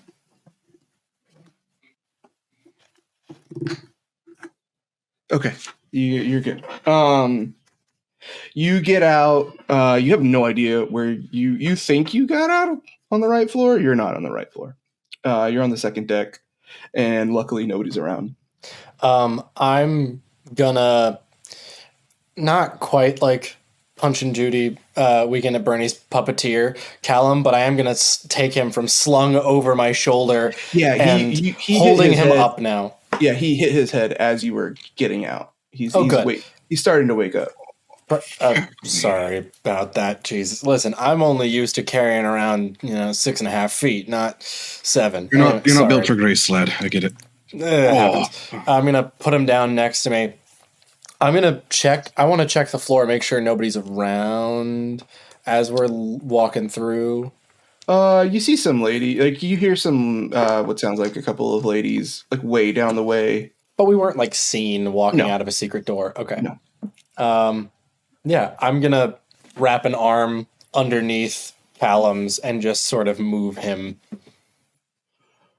Yeah. You take it back to the room. I assume he's got a little bit of back blood. To Callum's. Yeah, your shirt's actually. While we're here, I don't think I would have anything significant for first aid, like a first aid kit. But can I try to patch him up a little bit so he's not bleeding? A head wound is not great. No. His ears bled from the sound. Oh, it's dry now, but there's a little bit of blood on his collar. Is there a way that I can just fucking lick the thumb to scrub it out real fast? Is that how you get blood out? I don't. River doesn't know. Dutch probably does. That's not how Dutch would get blood out. This is true. In the middle of this P-way, you cannot. Yeah, in the middle of a hallway, I can't do it. Okay. Hey, kiddo, let me do that. You got a little schmutz. Hold on. All right. You got a little schmutz. All right. Then instead, was it both ears or was it one? Both ears. He's got a little bit of blood on his collar. Then I'm just gonna, instead of under, I'm gonna wrap over and hope that he can stand so that my arm blocks out view of blood. Or Callum, you can stand. Yeah. Okay. Then yeah. Instead of under to hold him up over. Hey, listen, I've had enough head injuries in my life that it's a little brutal. Hey, are you all right? That was a nasty tumble you took down there. Yeah, old man, I have a bit of tinnitus, and the ringing just a bit too much for me. That sound, that thing. I haven't seen shit like that. This only took about 30 minutes or so. Ainsley, you would probably, we'll say this is about the time that the bellhop left. So as you take Callum back to in his room, Ainsley is holding their own invite and sort of standing, and looks like they're having a conversation with themselves. Dutch is gonna press Callum slightly forward so that looks like he's taking the lead and let him back into his own room. Do I see the any traces of the blood? Oh yeah, it's for sure. Yeah. Mr. Agnew, are you all right? Oh yeah, I'm fine. I'm fine. Just need to maybe change my clothes a bit. Wash up a bit. This is where Dutch is going to start. Once we get back to the room, once the door is closed, Dutch is going to grab a couple towels, make cold compresses, and just like do the proper technique of get the dried blood off of him, but also just drop his temperature maybe a little bit. Just try to make him feel a little better if I can. What happened? We were on a bit of a walk, and poor old Sap bumped his head pretty hard, so gave him a bit of a knock. We just want to make sure. Give me a psychology roll. Yeah.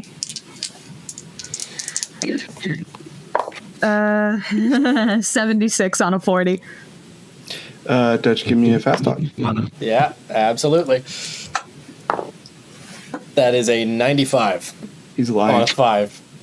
Oh. Very obviously. God, well, I hope you're okay. Right, yeah. As don't quite have my sea legs yet, so just a bit. And I think you know what? There's no sense for all the bullshit here. Just there's some weird stuff. That's all I know. What do you want? And I wouldn't trust Harrington if you see him. Sir Duke, but why not? Boy, let me level with you real quick. And as you sit Ainsley down, man to boy, we will go to our other boy, Elliot. From one boy to the next. Ainsley's a full adult. Yeah. Elliot is the same age as Dutch. I was trying to pull a power move, and that's fair. Listen, yeah. Angel, also, Elliot's not a boy. Elliot's a man-wife. Get it right. Okay, Elliot the trad wife. You are standing in front of. You're standing in front of. Yeah. Sir Francis Chester Reed. Yes. He's just told you Alexander Montague is dead. The one of the top 10 richest men in the world is dead, and I want you to help me find his killer. What is going through Elliot's mind?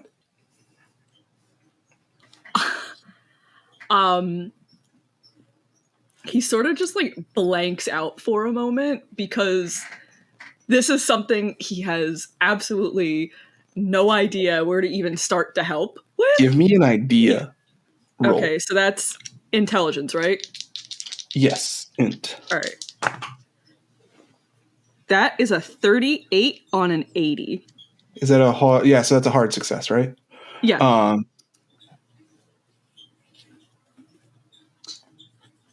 This, if you find the killer and get credit, which you have no reason to believe you wouldn't, this would firmly move you out of any need for Sir Harrington. You would be firmly out of the shadow and you would stand in the light of your own sun.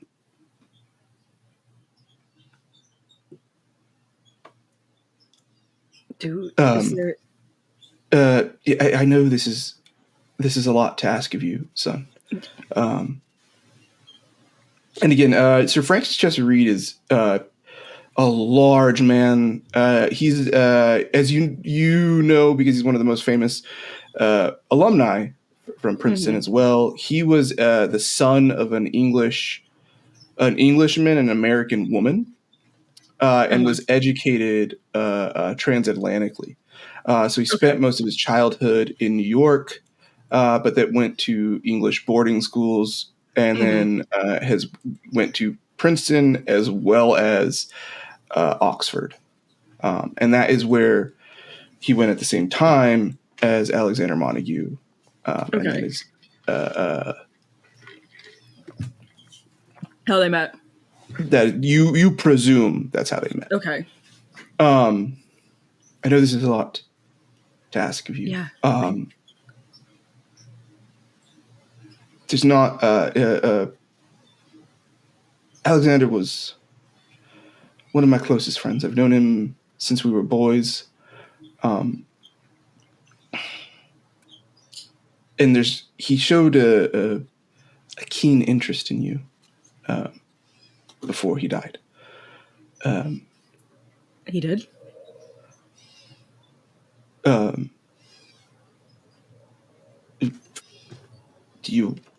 We were both there last night. Okay. He's referencing when you came and you were the cult meeting, yeah. Look, we're both Princeton men. That's the other reason. I know you're. I've also already heard that perhaps the younger Montague is one of our prime suspects. We also know that a couple of other people you interacted with last night may have large motivations. Are you familiar with the author Callum Agnew? I had a brief interaction with him last night, yes, along with Mr. Lockhart. I don't know if he's on the list. Yeah, you were all spotted at the bar. Okay. And obviously, you couldn't have known. But there's reason to believe that he may have a vendetta. Yeah. With Mr. Montague. Yeah. And he was seen with a known criminal. He's been spending a lot of time with a known criminal on board, Mr. Dutch Lockhart. Oh. Elliot just gets really nervous about that, considering that he was like cornered last night and is now like, holy shit, I could have died. We don't know who it was, but Ainsley and Callum are at the top of the list. I have Lucinda and Rosalia in there, and I want to assure them that I'm going to be working on it overtly. Yes. And have you work on this covertly. Okay. Can you gather information for me, son? There are some things that a uniform will scare away. We getting to the bottom of this. And at this point, he puts a large hand on your shoulder. Getting to the bottom of this is I would owe you a favor larger than any I'd ever known. What hand does he use to grip my shoulder with? He's not wearing the ring. Okay, that was my question. That's only for special occasions. So, okay. Yeah, this is you could roll a psychology roll if you want. Yeah, I kind of do. Yeah. Ooh, that is a 16 on a 45, which is a hard success. Or is that an extreme or a hard? That's hard. Okay. Extreme would be 9 or lower. Oh, got it. Okay. Oh, yeah. Duh. Yeah, he genuinely means this. That this is something that is very important to him. Mm-hmm. This is something that it goes beyond. Like, obviously, he has a personal and a financial stake to like not have his baby be a murder boat. But also, you can tell that just from this brief interaction that although this man is filled with a warmth that Alexander Montague had probably left him decades before, they're sort of inverse personalities. Alexander Montague was all sharp edges and all is very intense, like scalding, right? Sharp person. And this is a warm, inviting person who you can tell the different leadership styles, right? Whereas Alexander Montague led with a stick, probably. This is a man who inspires. This is a hearts and mind style leader. Okay. And he's trying to use that to like his advantage. Use that like that hey, open kimono. This is where I'm at with you. Yeah. Sir, yeah, absolutely. Whatever you need me to do. So we're just going to go in there, and we're going to reassure the family that we're working on it. Mm-hmm. Thank you again. Thank you, sir. And he leads you in. And you give me a listen roll, actually. Okay. So I succeeded. No, I crit on my listen from last session. Did that? And I marked the box. Did that do anything to my score? Yeah, we're not doing the ag thing yet. Okay, cool. Oof. That is a 59 on a 20. Okay. You just hear some chatter between Lucinda and Rosalia, and they kind of like shh, as you guys walk in. Okay. And you see sorry to keep you waiting, ladies. This, if I can introduce, this is Elliot Fowler. This is Princeton, one of the youngest Princeton graduates in its history. He's a brilliant man, but also incredibly accomplished and courageous themselves. I will be conducting and leading like I said, the covert, an overt and thorough investigation of what has happened. I've heard your concerns. I am aware of your suspicions. Elliot has already befriended Ainsley, and is going to be able to get information that people may not be willing to give up in an interview. Well, I don't know what this little man can accomplish that you can't. But if it helps, it helps. And then Rosalia cuts in and says, what my mother is trying to say is thank you, Mr. Fowler. I extend my hand out to Rosalia, and I'm be like, I'm gonna help. I'm gonna help Sir Reed with whatever he needs me to help him with. I assure you, we're gonna get to the bottom of this. Yes.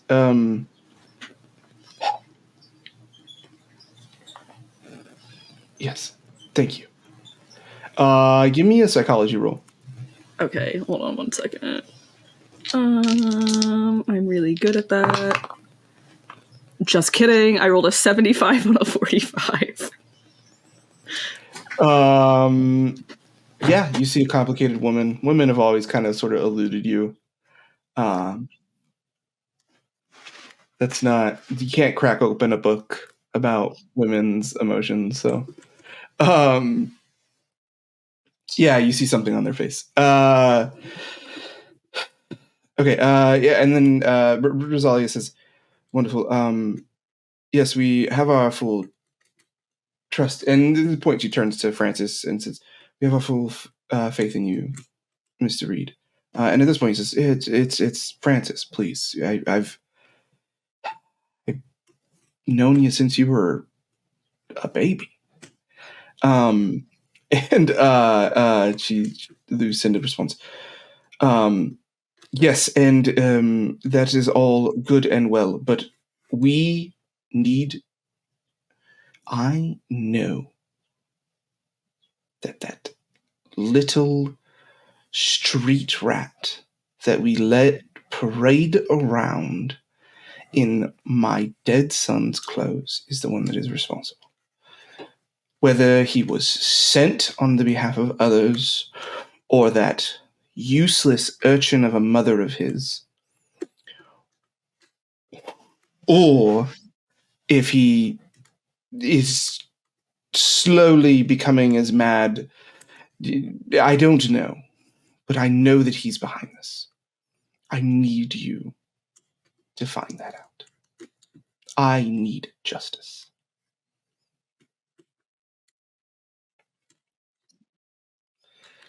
And then, yeah, the Sir Francis Reed just kind of assures them, gives them a little bit more, and guides them out. Callum, Dutch, and Sir Harrington.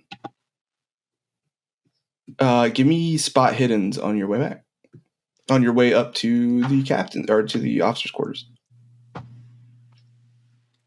18, so a pass. 16 hard success. Yeah, you guys, you see Lucinda and Rosalia sort of passing boats in the night, ironically.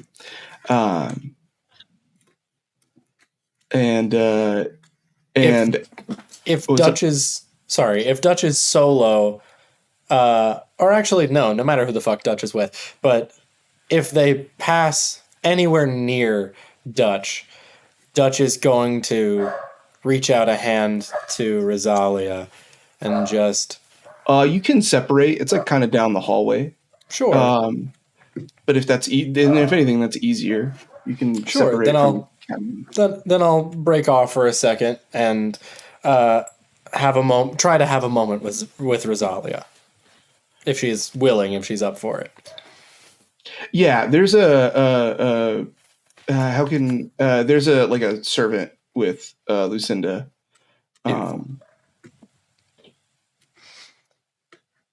Rosalia, yes. Just lovely to see you again. I ran into your younger brother, and I don't know what all happened, but he seemed shook up, and so I just wanted to say that I hope things are all right. I hope you're all right. And again, I made the offer last time I saw you, but if there is anything I can do to be helpful, please do let me know. Well, of course, thank you for your condolences about my father. That is really appreciated, Mr. Lockhart. And furthermore, thank you for your concern about my brother. I'm sensing a little bit of a... Excuse me. Please call me Dutch. You know to call me Dutch. Dutch. I will be very honest with you. My mother has watched my elder brother, who, as much as it pains me to say, was the light of her life, her absolute favorite, be extinguished far too young. A man far better, kinder, and more brilliant than my father. And then has now seen the lifeblood of her lifelong partner spilled in front of her eyes. And the ghost of her, what she views as the ghost of her son, I don't know what the fuck you want me to tell you. I'm not looking for false happiness or false joy. This is, human to human. I similarly lost my parents both when I was very young. This is just, it's a horrible thing to experience. And so I'm sorry. And you see her face soften a little bit. And she says, no,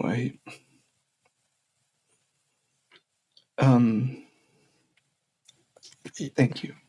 I understand that this is certainly a trying time, to say the least. And I know I can be perhaps overly jovial in order to hide some things, a bit extra smiley to try to make things seem better. But, in having met you last night, I know that you, more than just being a truly radiant person, are a deeply caring person. Yes. And so I just want to... If you could, there's something I could think of. I do need an escort for tonight's ball. Gladly, madam. It would be an I honor. will see you promptly at 9:30. Promptly at 9:30. Thank you. Have a lovely rest of your afternoon. And Dutch is going to start moving back up towards the salon. Okay. Yeah, the Sir Harrington, you are bringing up the rear, so you missed pretty much all that. You guys come to a head at the same big, deep brown doors with the gilded or the gold handles, and yeah, they let you in, and Sir leads you back through the same way. You see all similar things, right? That I described for Elliot's sojourn. And then you are led into a room, straight into the room in Sir Francis Chester Reed's sitting room. It is a large... so the whole area is probably about 10,000 square feet from those front big doors, right? There are multiple big rooms.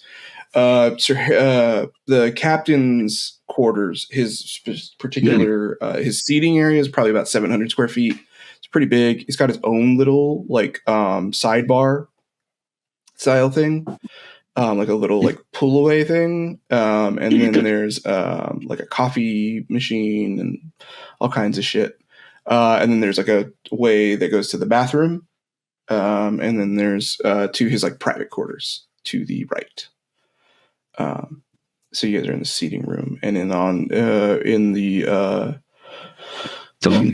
yeah, no, you don't need a spot hidden. On the floor is a large insignia. It looks like the masthead of the SS Sophia. There are 7 points. There are 7 stars around it. And what looks like olive wreath, sort of hugging the masthead. Okay. Yeah, and he's Sir. What's up? Oh, sorry. Sir Harrington's just wants to clock who's here. Yeah. It is Callum, Dutch, and Elliot. Elliot was already seated. Dutch is going to make a move straight over to Sir Harrington. Sir Harrington, Duke, lovely to see you again, and reach out a hand to shake. Just immediately putting on charm. All right. Sir Harrington, as Dutch approaches, I think Sir Harrington's looking to see if this is the right silhouette with the outfit. Give me a no roll. A no? I'd love to give you a no. Yet. Oh, baby. That's an extreme success. Ooh! Yeah, for sure. This is you can't be 100% certain. But if you had to bet, the little guy over the big guy's shoulders, probably. Mr. Lockhart? Pleasure to see. Pleasure. I'm surprised you were invited to the salon. You weren't on my initial list. You made the extra invitation last night, if I remember correctly. We were deep in drink, and so I was a little foggy this morning. And so for that, I apologize. But I do appreciate the invitation. I was sent a letter this morning. The invitations for today came from our lovely Captain Reed. Absolutely, and so I must thank. My boxing career, you know. He's standing in the room. By the way, I was world champ. Speaking he of, was getting ready to enter, to come greet you, and this weird pissing contest starts.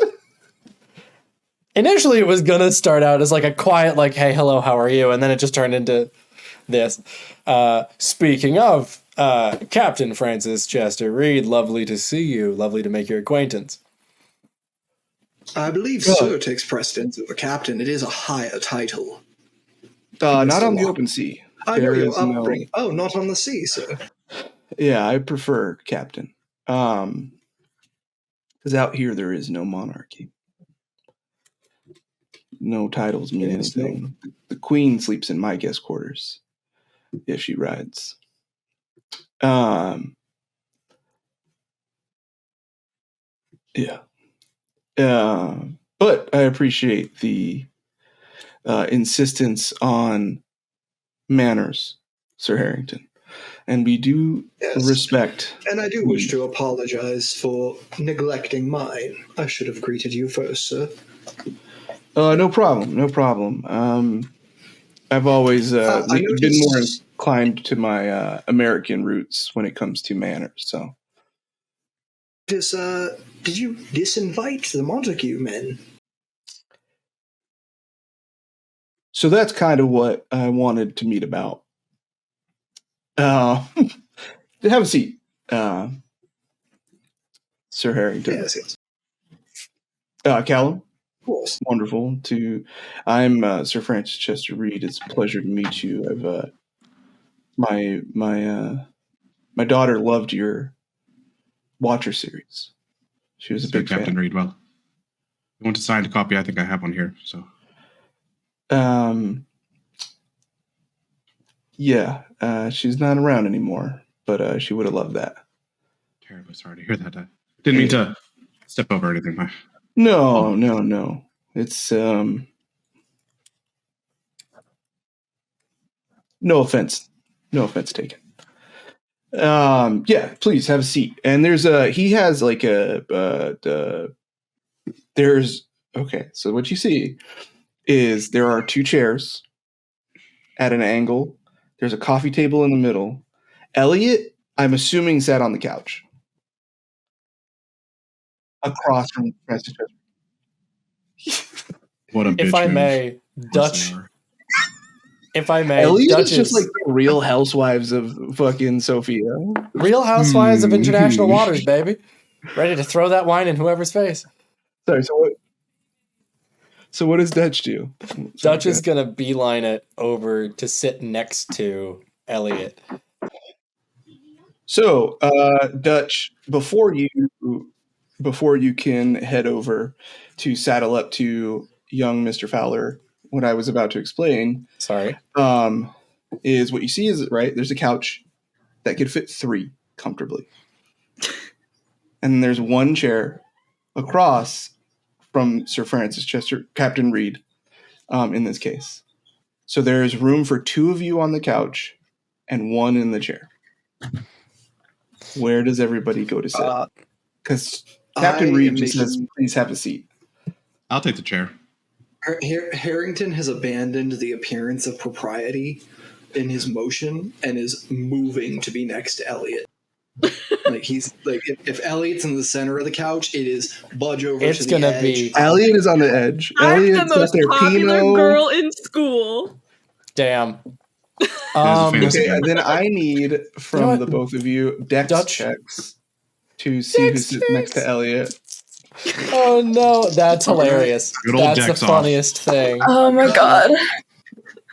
I've got a 48 on an 80. You got a 4? I got a 3. 3 total? Out of 50. Yeah, we're gonna use a little bit of strength here.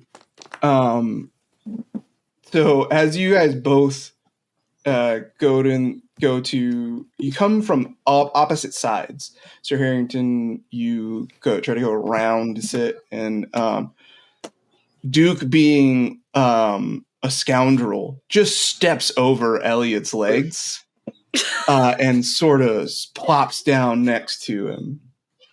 Just in like enough of a sit where it kind of launches Elliot off the couch Elliot, ever so slightly. A little bit, but just to feel a little bit of air under your cheeks. Whoa. Beautiful. I will very calmly just sit in the fucking chair. Dutch is not trying to make a play. I'll watch for a second and then just like walk and sit. By the way, this looks insane to you. It does. Dutch, of all the things you've seen today, this was the craziest. If I may, Dutch isn't trying to make a game of it and is just kind of stepping, like, he's stepping with purpose, but is very much just like, oh, hey, Elliot, funny seeing you here.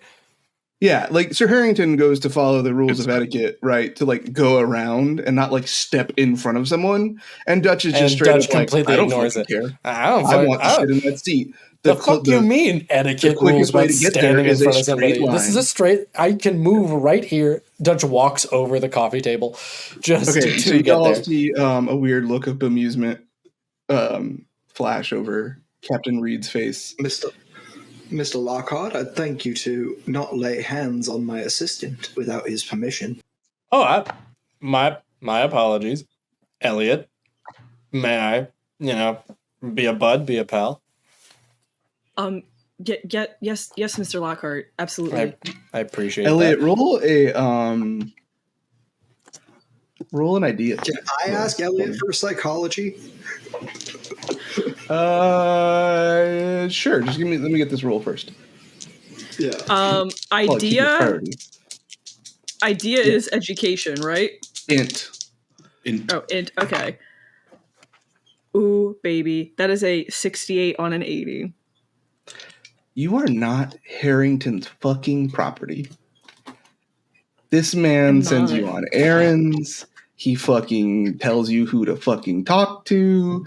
You know deep down that you are the one that probably is far more educated and deserving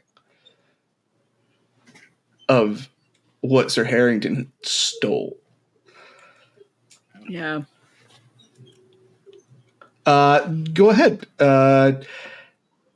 You guys can give me both psychology rolls and see if you're on the same page. Harrington and... Mom, Dad, stop fighting. That is the most shocking success I've ever had. With a 9 out of 10. That is a 44 out of 45. I wish I was fucking lying. I'll give you funny. each a message spell equivalent, right? Something about 2 sentences, 20 or so words. One goes, and then the other can reply. Who's going to start? Harrington can go first. Yeah. Black eyes. We cannot trust this man. I think I can make my own assumptions for once, Sir Harrington. All right. And then Captain Reed says, thank you all for joining me. Sir Harrington, I apologize. I don't mean to...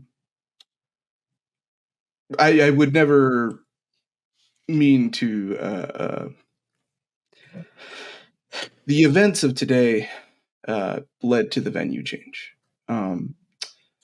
Mr. Montague's death. Your room's much. Mr. Montague's death. Yes. I'm sorry. You. I've talked to so many people now who've known. I forgot it's not been publicly released. Yes. Mr. Montague was murdered in his suite last night. Well, but I want to first give everyone here some reassurances. We are handling it. We take it very seriously. Obviously, many of my officers on the ship have prior military experience and have conducted not dissimilar investigations, as well as there are, when we were hiring many of the animal handlers and some of the maintenance, we made sure to have martial men amongst the ranks. So rest assured, we will get to the bottom of that. I don't want panic to spread. And so, I wanted to get, I've just been inundated today with meetings, and I wanted to make sure to, first assure everybody and calm them a bit, and second, ask some favors. What kind of favors are needed, sir? Oh, sorry. Yeah, My Sir apologies. Harrington, I know you are familiar with firearms. Yes, sir. And Dutch, you are a world famous boxer. I don't know how much. I mean, I'm sure you could shoot a pistol. It's not too hard. But maybe we give you a billy club. I've not been trained with a pistol, but these things have carried me so far. They'll keep carrying me through. Well, we don't know how dangerous this person is. We are going to have some patrols from midnight, tonight, 1 p.m. or 1 a.m. Sorry, till sunrise. Different areas throughout the ship. If you two, I could enlist you into that. That would any number helps. So. Yes, well, I think I might already have some helpful information, Captain. Oh, wonderful. Sure. He gets out a notepad. Yes, I was down in the cargo hold examining some of my belongings earlier, and I saw 2 trespassers up on your catwalks. I couldn't get a clear look from down below with the lighting. Give me a psychology check. Can I give you a psychology check? Oh, yeah. Anybody who's in there wants to can. A 1. You know what? Fuck it. So straight Callum, zeros you got a is 1? really bad, right? All zeros straight is 100. zeros is 100. Yeah. I got a 34 on a 40. Okay. So I got a 49 on a 45. That's a failure. Wait, can I push that? No. This okay. Actually, give me a second. Chip should fucking push it. Because there's punishment for pushes. So no, you can't You can't push fumbles. Push a fumble. You can't push a fumble. Yeah. You take that. Trying to think. Well, okay. You sell me because this is part of the mechanic. How was you pushing this roll? So I'll tell you what you see, right? Yeah. Just plainly without the psychology part of it. Yeah. You see, when he says catwalk.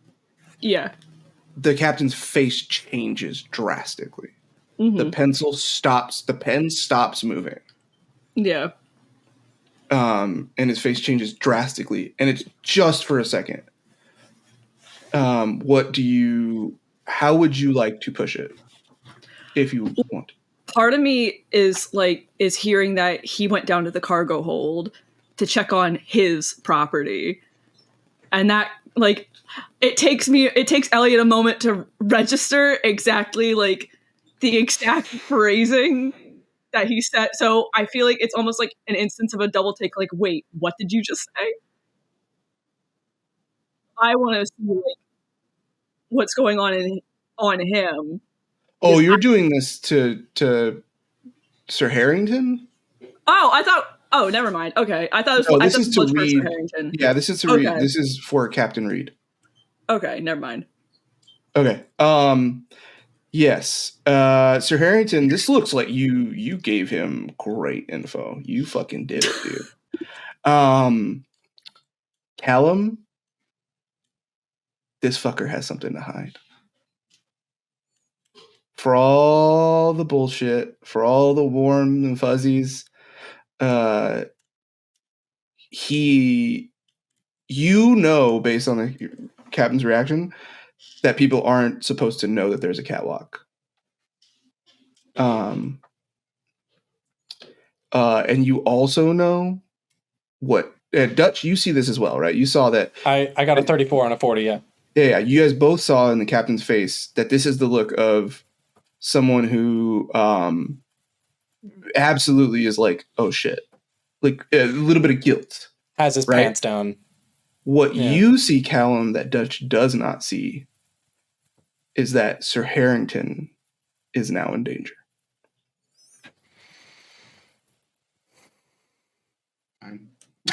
And then the captain says, catwalk, where you were in the cargo hold and you said there's a catwalk?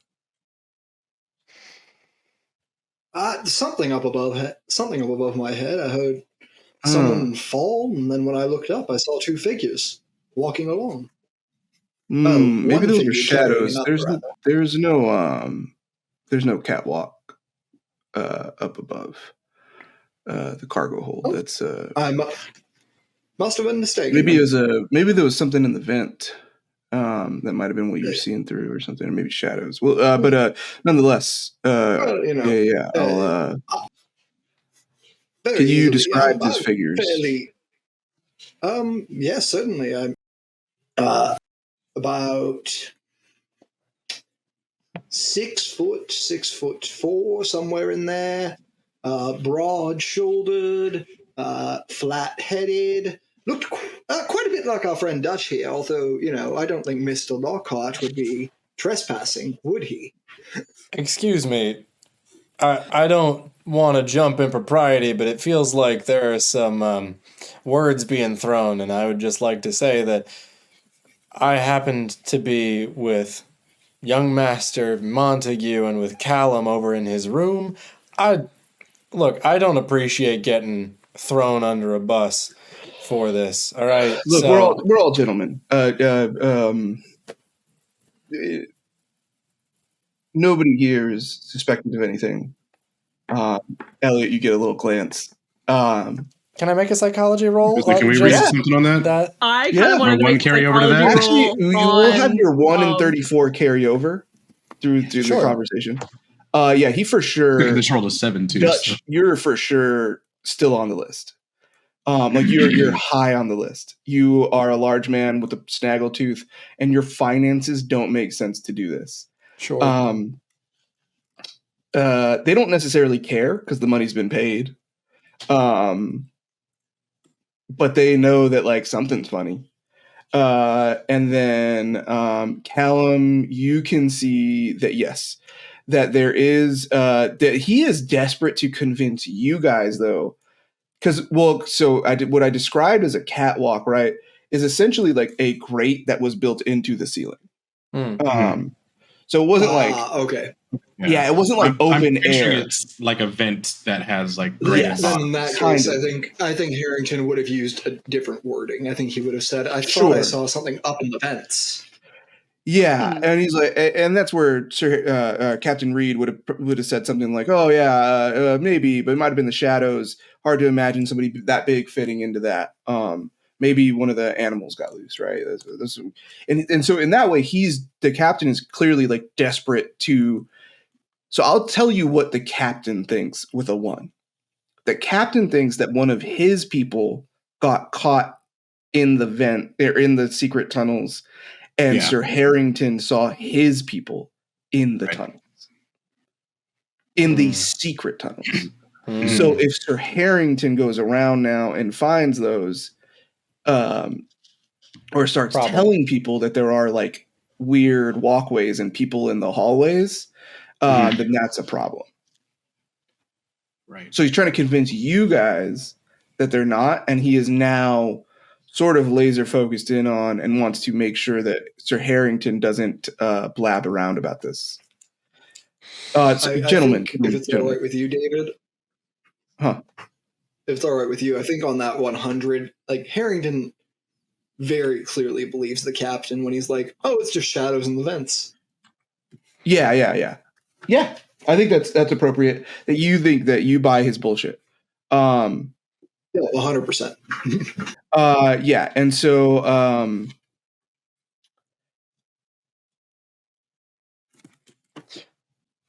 so Sir Harrington, you're buying the captain's bullshit. He's like, yeah, it was probably shadows or something, but maybe like something got loose in the animal hold, and we'll look into that. But I will. I mean, I hate to have to do it. We are going to need statements of alibis last night where everybody was. There's no suspicion. You were just some of the last seen interacting in and around. That entirely makes sense. Right, fair. But like I said, we appreciate the help in the patrols. Mr. Agnew, you're welcome to. if you want. It doesn't seem like your kind of gig. It can be useful sometimes. Yeah. No one suspects a sweet old man, right? Who I will say, though, is the prime suspect is young Master Montague. The poor boy. Why? I mean, I don't mean to make assumptions based off of looks. I know a lot of people make assumptions based off of mine, but he doesn't look like he would harm a fly. He doesn't look like he could harm a fly. There was a couple of interactions that were witnessed. He certainly has the most motive. Well, Sir Harrington, you're brilliant, as sharp as ever. There are some financials and motives that would young Master Montague would benefit greatly from the elder Montague being out of the picture, as well. There were some interactions last night that would give a more interpersonal motivation that were witnessed by family members. So, unfortunately, I know that. What kind of interactions? The personal kind. Elliot, I understand your curiosity, but it would probably be better. I mean, I'm certain I'm not at liberty to understand or to hear the inner workings of. Yeah, you hear personal kind, and you guys understand it to be like the family. Yeah. You understand it to be the family is pointing the finger at Ainsley, and so they have to investigate him first. So I ask you all here, I asked you before, but Mr. Agnew, I know that Ainsley is relocated to your room. So if you could, I would maybe be a little safe about that, maybe reconsider that choice. But I would also, I would offer you, we can make sure that patrols are a little extra. Maybe do a couple check-ins. And Callum will he has like a, not quite tweed, but like a dark jacket on. He's always had it on. And he'll kind of open it a bit, and you see the butt of a pistol sticking up. He's like, I think I can handle myself a bit if needed. All right. Please don't carry that around from now on. No one sees it. It's fine. I know. We're pretty clear on the policy to not carry weapons. We didn't confiscate from anybody. I would like us to not turn into the Wild West. Bullets ricochet a lot on ship hulls, so. But I'm glad you could take care of yourself. As well, and I don't want to. We're on the patrols. We should be carrying our weapons. Yes. Yes, on the patrols, as you will be deputized by the ship. Yes, just please deputize me. It's fine. Further. As well, and I don't want to intercede where I mean to say this as a bow of, respect. I understand that you have what you need. That being said, I've become rather close with Mr. Agnew over the past day, just in knowing him. I am a fan of his work. And so, if I may be helpful with my friend, I would like to be. I can take good care of him as well. And these old hands aren't done just yet. And if I may give a statement, Dutch and I were drinking until really late last night. Ainsley joined us for a little bit, but then went back to bed. Last we saw of him, never really saw Duke. But were you in the upper parlor or the lower parlor? Upper, I believe. We were up on the deck. Upper till about maybe 11:30, and went to bed. You guys were out till like midnight. Midnight, and then went to bed. Perfect. All right. Yeah. That should be easy to verify. I appreciate it. No suspicions. Like I said, there's no suspicions. It's just got to make sure, check all the boxes. Again, you guys were some of the last seen to interact with the prime suspect, and last I saw Duke here, or Elliot. Duke was ordering him to go do some work or something, and then went off to talk to some publisher. Elliot and I, late last night, had a brief moment running into each other. I couldn't sleep. But that being said, casual at most. We had a brief conversation, but, really, I just asked the boy about his education. I walked him back to his room. He walked me back to mine. You guys both walked each other back to each other's rooms? Excuse me. He doesn't really understand. Excuse me. I misspoke. I walked him back to his room before walking back to mine. Pardon me. Wonderful. But it's walking each other back and forth. That couldn't have been much later, probably around 12:30. I ran into young Elliot. I walked him back to his room. I was back at mine before 1. Wonderful. And Sir Harrington? That's quite curious. That's quite curious. Elliot didn't arrive back to our room until well past 1 in the morning. And I didn't see sight nor hair of you, Mr. Lockhart. There's no hair to see, to be fair, so... He never walked into the suite, Sir Harrington.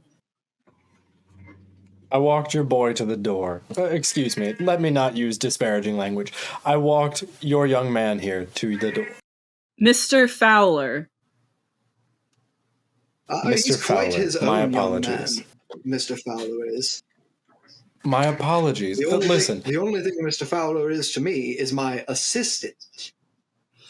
My apologies. Assistant with a fucking master's degree. Excuse me, both of you. Oh, I feel like there's a lot going on here. I got what I need. Maybe you all can figure this out over a round of croquet.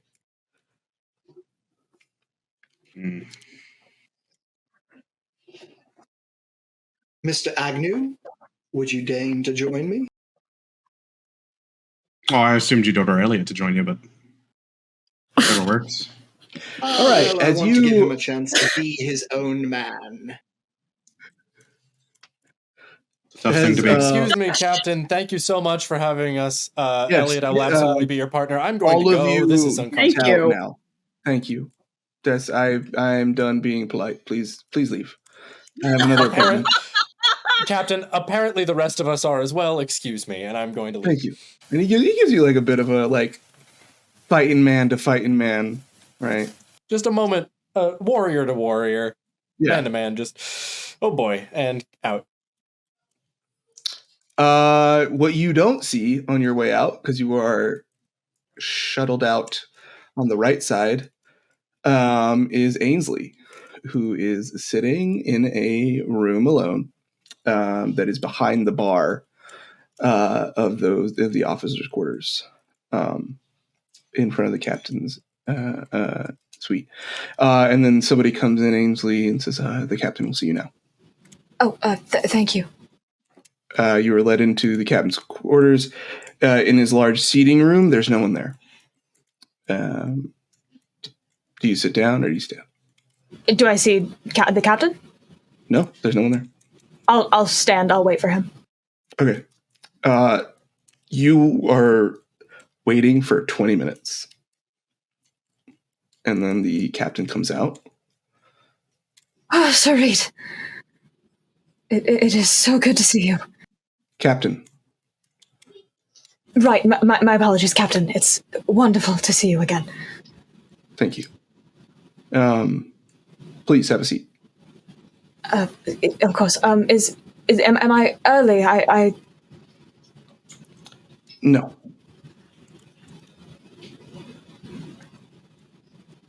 Oh. Please have a seat. Yes, and I do. He's sitting behind his desk at this point, and you are sitting. He was standing behind his desk. He comes out, stands behind his desk, and says, "Have a seat." Points to it. You sit down on the seat. He sits down at his desk. I'm going to be straight with you. You are the prime suspect of your father's murder. What? Yes,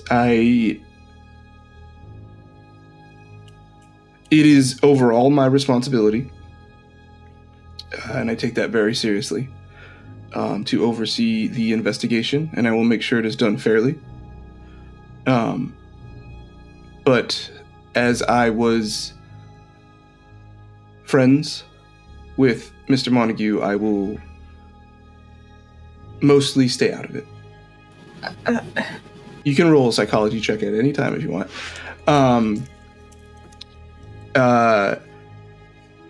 But I first need your whereabouts last night, including your last interactions with Alexander. Yes, yes, of course. Right. Well, the last time I saw him, we had returned. Rosalia and I. She can corroborate this. We had returned to our cabin, and I spoke to my father briefly. I was there to change after the incident on the deck. The incident where you tackled a waiter and spilled a tray of champagne everywhere, correct? That was not my intention, but that is what I'm referring to. Yes. So I returned to my cabin with Rosalia. Mr. Montague was there. We spoke briefly, and then he left. What did you discuss with Mr. Montague? Well, it was the first time he had seen me since the incident, and he told me that he asked me to do better. As I'm still, as you know, quite new to this public society interaction. Yes, I am very. Tell me again, son. What did you discuss with your father? Right. Well, he asked me to do better. After, you know, I'm still rather new to all of this public-facing high society work, and he was understanding of previous mistakes, but asked that I try to better represent the family. And then he left. And I spent the rest of the day and most of the evening with Mr. Agnew and Mr. Lockhart. We were out for drinks, and I returned to my cabin for the night around 11:30 to midnight, I believe.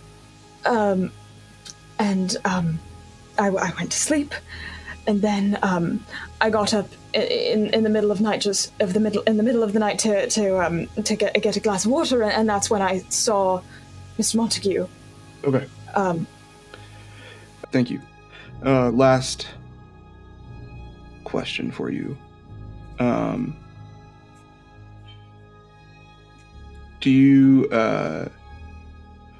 Does the phrase Tab's start date mean anything to you? No, Captain. Roll a no roll. Or actually an idea roll, sorry. Okay. And you can roll this with advantage. Where is idea? Int. Oh, intelligence. Okay. 36 on a 75. Perfect. That's your mom's. Her friends called her Tab. You think that might have been... you can piece together that might have been the date that your mom started working for the Montagues. Well, I would. I would also say with your idea roll. Yeah. Maybe keep that to yourself. Okay. I'm not sure, Captain. I'm sorry. Okay. What do you... Forgive me if this is too forward, but do you have context of where you found that? He was holding a piece of paper, and when he died. That said tab start date, Christian's death. And that was it. One is very obvious. The other is trying to figure out the correlation, if this was some sort of a warning or death note of sorts sent to him. Somebody had tabs on him. Somebody had tabs on Christian. We're just... Perhaps, and in truth, I have no idea what that is referring to. Okay. I'm not going to remand you to custody. Sorry, I said I'm not going to remand you to custody. There's not any clear evidence, but you should have faith, if you didn't do anything, that an investigation will clear your name. Thank you, Captain. I want to express my deepest condolences. I know he was a friend of yours, and I've been so very grateful for all of your help that you've done for me thus far. Yes. I appreciate that. I do believe this concludes our business. You can see yourself out. If there's anything else I can do, please don't hesitate to ask. I would keep to myself if I was you, kid. Right. Thank you. Good luck. Roll psychology for me. Okay. That's a 1. He feels bad. He feels really bad for you. You can tell that this guy, as much as he can knows you didn't do it. Like, he sees a very, and he's trying to maintain the professionality of his position, crossed with the, sympathy that he feel like you feel like if he could,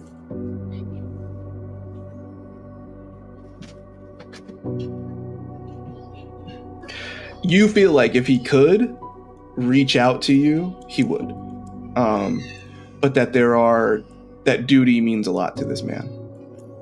And as you are left with that and think about the warmth and the difference and how much it would have been nicer to have someone like Captain Reed instead of Alexander, you think of the last time you saw Alexander. Which was not when I said it was. Yes. Sorry, so you think about the last time you saw Alexander. And you think about the fact that he was that he was closing his safe. And you think that a safe with 3 digits, and that there's one in the sitting room of your suite, and that there's one in their personal study, or in their personal room. Okay. And that's where we'll leave off today. And next time we'll pick up mid-croquet tournament. Ooh. I'm not gonna break into my dad's room. God. You want help? Someone's gonna get hit with a croquet rod. Max laughed at the word duty. Nah, it's true. And I laughed because Max laughed. All right, gang. Like, subscribe, share with your friends, join the Discord. Come play some motherfucking games with us. We are streaming Rainbow. We're so glad you came and watched with us. We love you, and we'll see you next time.